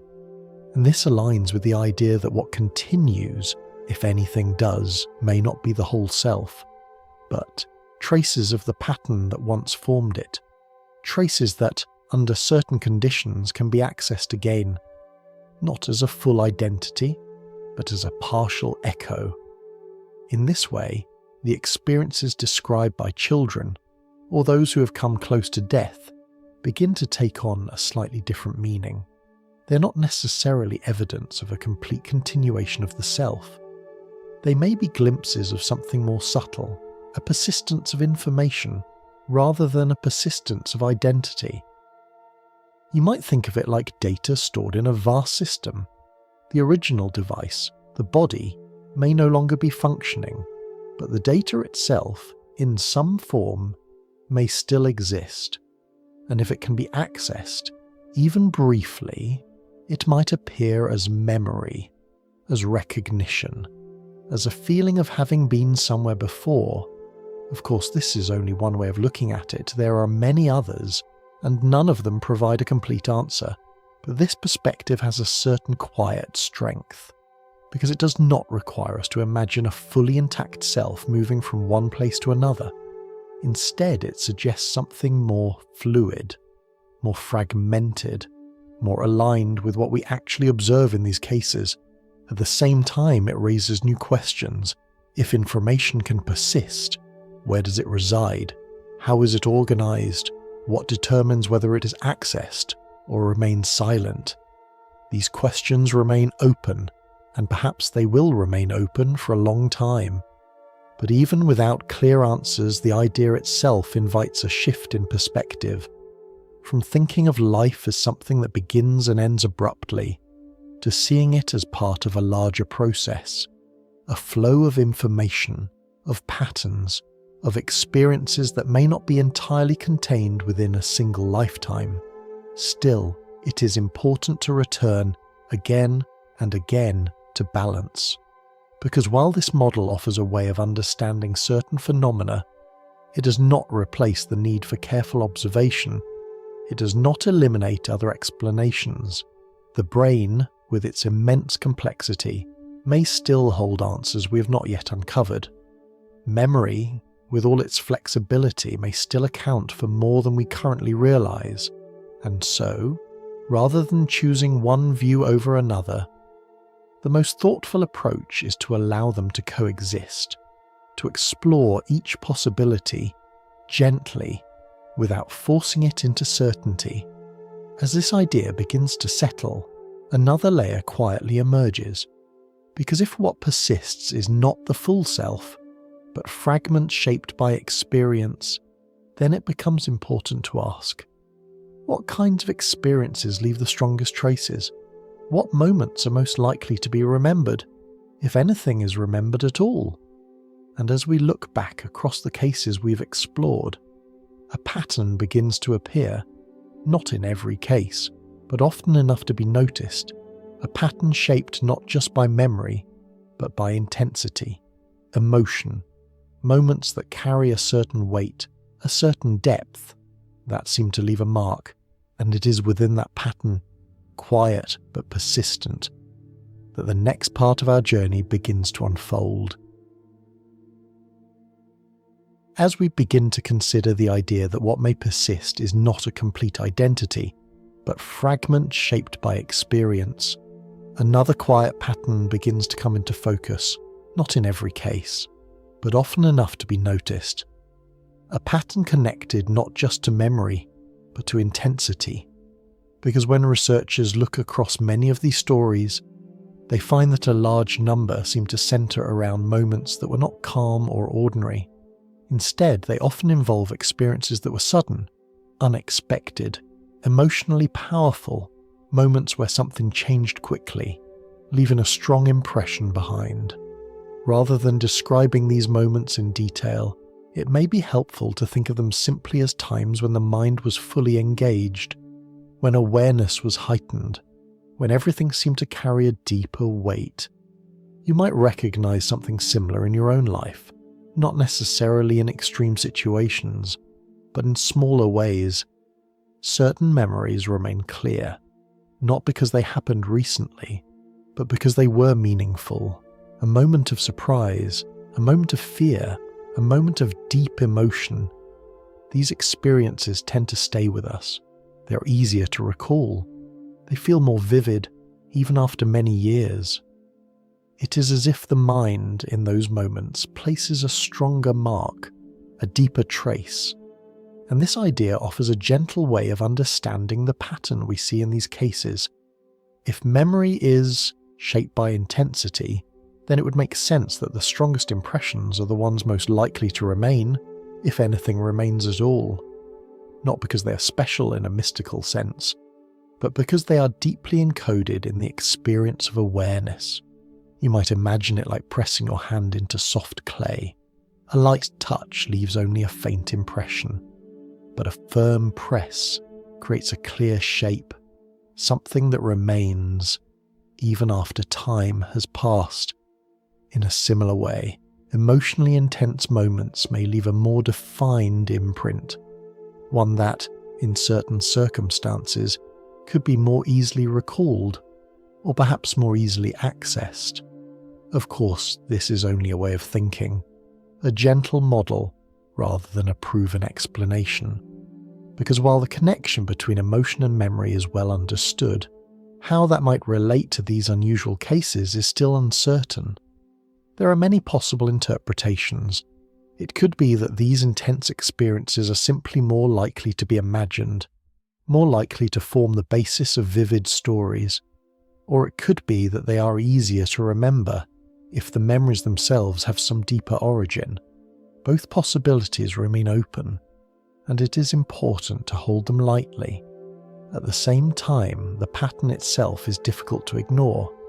When similar types of experiences appear again and again, across different individuals, in different places, it suggests that something consistent may be taking place. Not necessarily something extraordinary, but something meaningful, something worth paying attention to. Another aspect of this pattern is the emotional tone that accompanies these memories. Even when the events themselves are not described in detail, there is often a lingering feeling, a sense of unease, or a quiet sadness, or sometimes simply a strong reaction to certain situations. Without a clear reason, a child may avoid water without ever having had a difficult experience with it, or feel uncomfortable in a place that seems ordinary to others. These responses are not always dramatic. Often they are subtle, but they carry a certain weight, a feeling that does not quite match the current circumstances.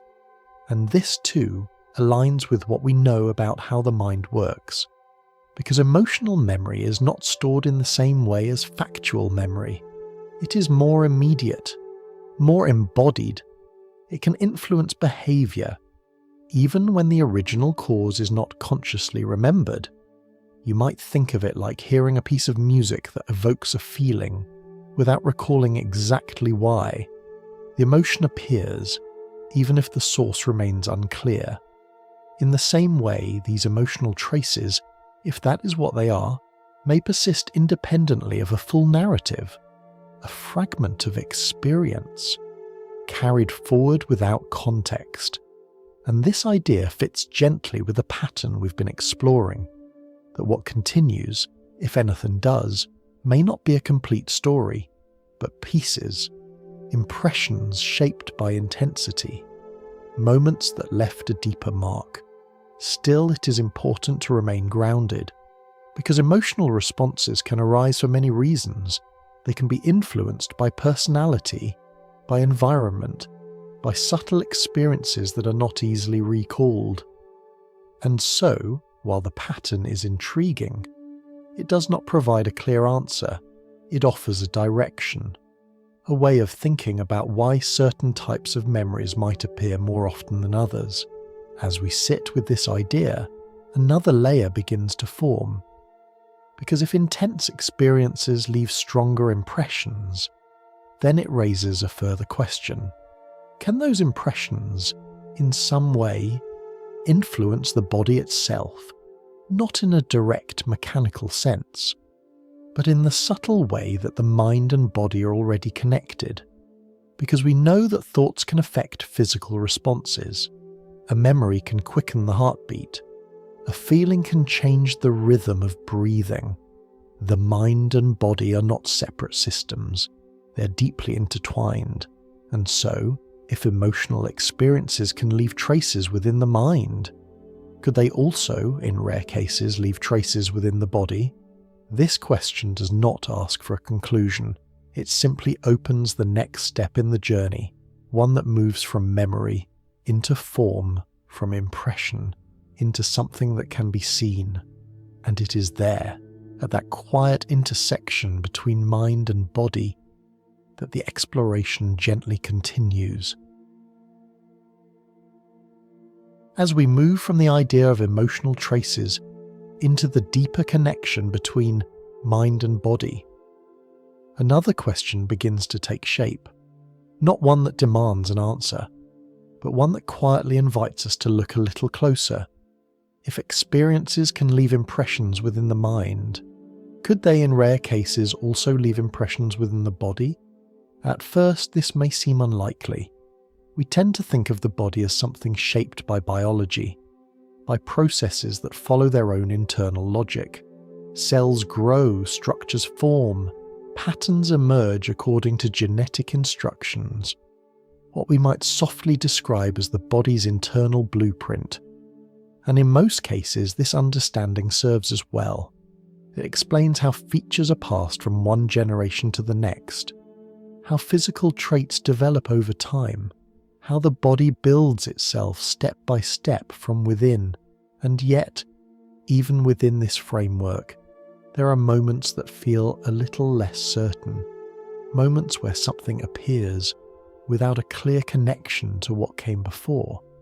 In some of the cases we've been exploring, researchers have noticed an unusual detail. Certain children who speak about past experiences also happen to have physical marks on their bodies, marks that are present from birth, often small, sometimes barely noticeable, but in certain instances, they seem to align with the kinds of experiences the child describes, a mark in a place that corresponds, not precisely but suggestively, to an injury or event mentioned in the story. This observation is not common, and it is certainly not universal, but it appears often enough to be considered, not as proof, but as a pattern worth noticing. You might imagine it like finding a faint echo, not in sound but in form, a subtle reflection, where something internal seems to be mirrored outwardly. Of course, there are many ways to approach this. From a biological perspective, marks on the body can arise for a variety of reasons. Natural variations during development, small differences in how the body forms itself, processes that are not always fully understood but are part of the normal range of human variation. And so it is entirely possible that these physical features are coincidental, that they exist independently of the memories described, that the connection we perceive is something we are creating rather than something that truly exists. This possibility must always be held in mind, because without it, the observation would lose its grounding. But at the same time, when similar patterns appear more than once, when physical marks seem to align with specific narratives, it becomes more difficult to dismiss the connection entirely, not because it proves anything, but because it suggests, gently, that there may be more to understand. You might think of it like noticing a reflection in water. At first it may seem like an illusion, a simple play of light, but as you continue to look, you begin to see that it corresponds to something real, not perfectly, not in every detail, but enough to recognize a relationship. In the same way, these physical patterns, if they're connected at all, may not represent direct transfers from one life to another. They may not be precise imprints. Instead, they could be something more subtle, a kind of influence, a shaping, a gentle nudge in the way the body forms, guided not only by biology, but perhaps also by deeper patterns of experience. This idea, like the others we've explored, is highly uncertain. It cannot be tested in controlled ways, it cannot be easily confirmed or denied, and so it must be approached with care, with openness, but also with restraint, because the goal is not to explain everything, it is to observe what appears and to allow space for questions to emerge. At the same time, we already know that the connection between mind and body is not a simple one. Thoughts can influence physical states, emotions can alter the rhythm of the heart, the pace of breathing, the tension in muscles. Even long-term patterns of thought and feeling can shape the body over time in subtle but measurable ways. So the idea that experience can affect form is not entirely foreign. It exists already within the boundaries of what we understand. The question is simply how far that influence might extend. Whether, in rare and unusual circumstances, it could reach further than we expect, into the earlier stages of development, into the formation of the body itself. This is not something we can answer easily, but it is something we can consider gently, without forcing it into certainty. As we sit with this possibility, another realization begins to settle in, because even if such connections exist, they are not the central story. They are not what defines a life. In most cases, the children we've been discussing grow up, and these early experiences fade, the memories soften, the patterns dissolve, and what remains is a person moving forward, learning, growing, living their own life. Whatever may have appeared in those early years does not stay. It does not control who they become. And this brings us quietly to the final part of the journey. Because after all the questions, all the possibilities, all the patterns we have explored, there is something simple and steady that remains. The life you're living now, the awareness you're experiencing in this moment, and perhaps, in the end, that is where the deepest meaning is found, not in what may come after, but in what is here, already unfolding, and it is there, in that quiet return to the present, that our exploration gently comes to rest. As all of these ideas begin to settle, the stories, the patterns, the questions that quietly followed us here, something else begins to emerge. Not another theory, not another explanation, but a return, a gentle return to something simple and already familiar. Because after exploring what might happen at the edge of life, after considering the possibility that memory could extend beyond what we see, after sitting with questions that do not yet have clear answers, we find ourselves here, in this moment, aware, breathing, present in a way that feels both ordinary and quietly remarkable. It is easy when thinking about what might come after life to overlook what is happening during it, to place meaning somewhere distant, somewhere beyond reach, somewhere that feels more mysterious than the present moment. But if there is one pattern that quietly repeats across many of the cases we've explored, it is this: whatever may appear early in life does not stay. The memories fade, the impressions soften, and the person continues. Children who once spoke with certainty about another time, another place, grow up. They go to school. They form friendships. They discover their own interests, their own paths. And gradually, those early memories become distant, not erased, but no longer central, like a dream remembered faintly, without the same clarity it once had. And what remains is not a connection to a past life, but a life that is unfolding now. This is perhaps one of the most grounding observations in the entire field, because it reminds us that, regardless of what may or may not continue beyond the body, the experience of being alive here and now is not diminished. It is not secondary. It is not something to be set aside in favour of a greater mystery. It is, in many ways, the very thing that gives that mystery meaning. You might think of it like listening to a piece of music. You could spend time wondering where the music came from.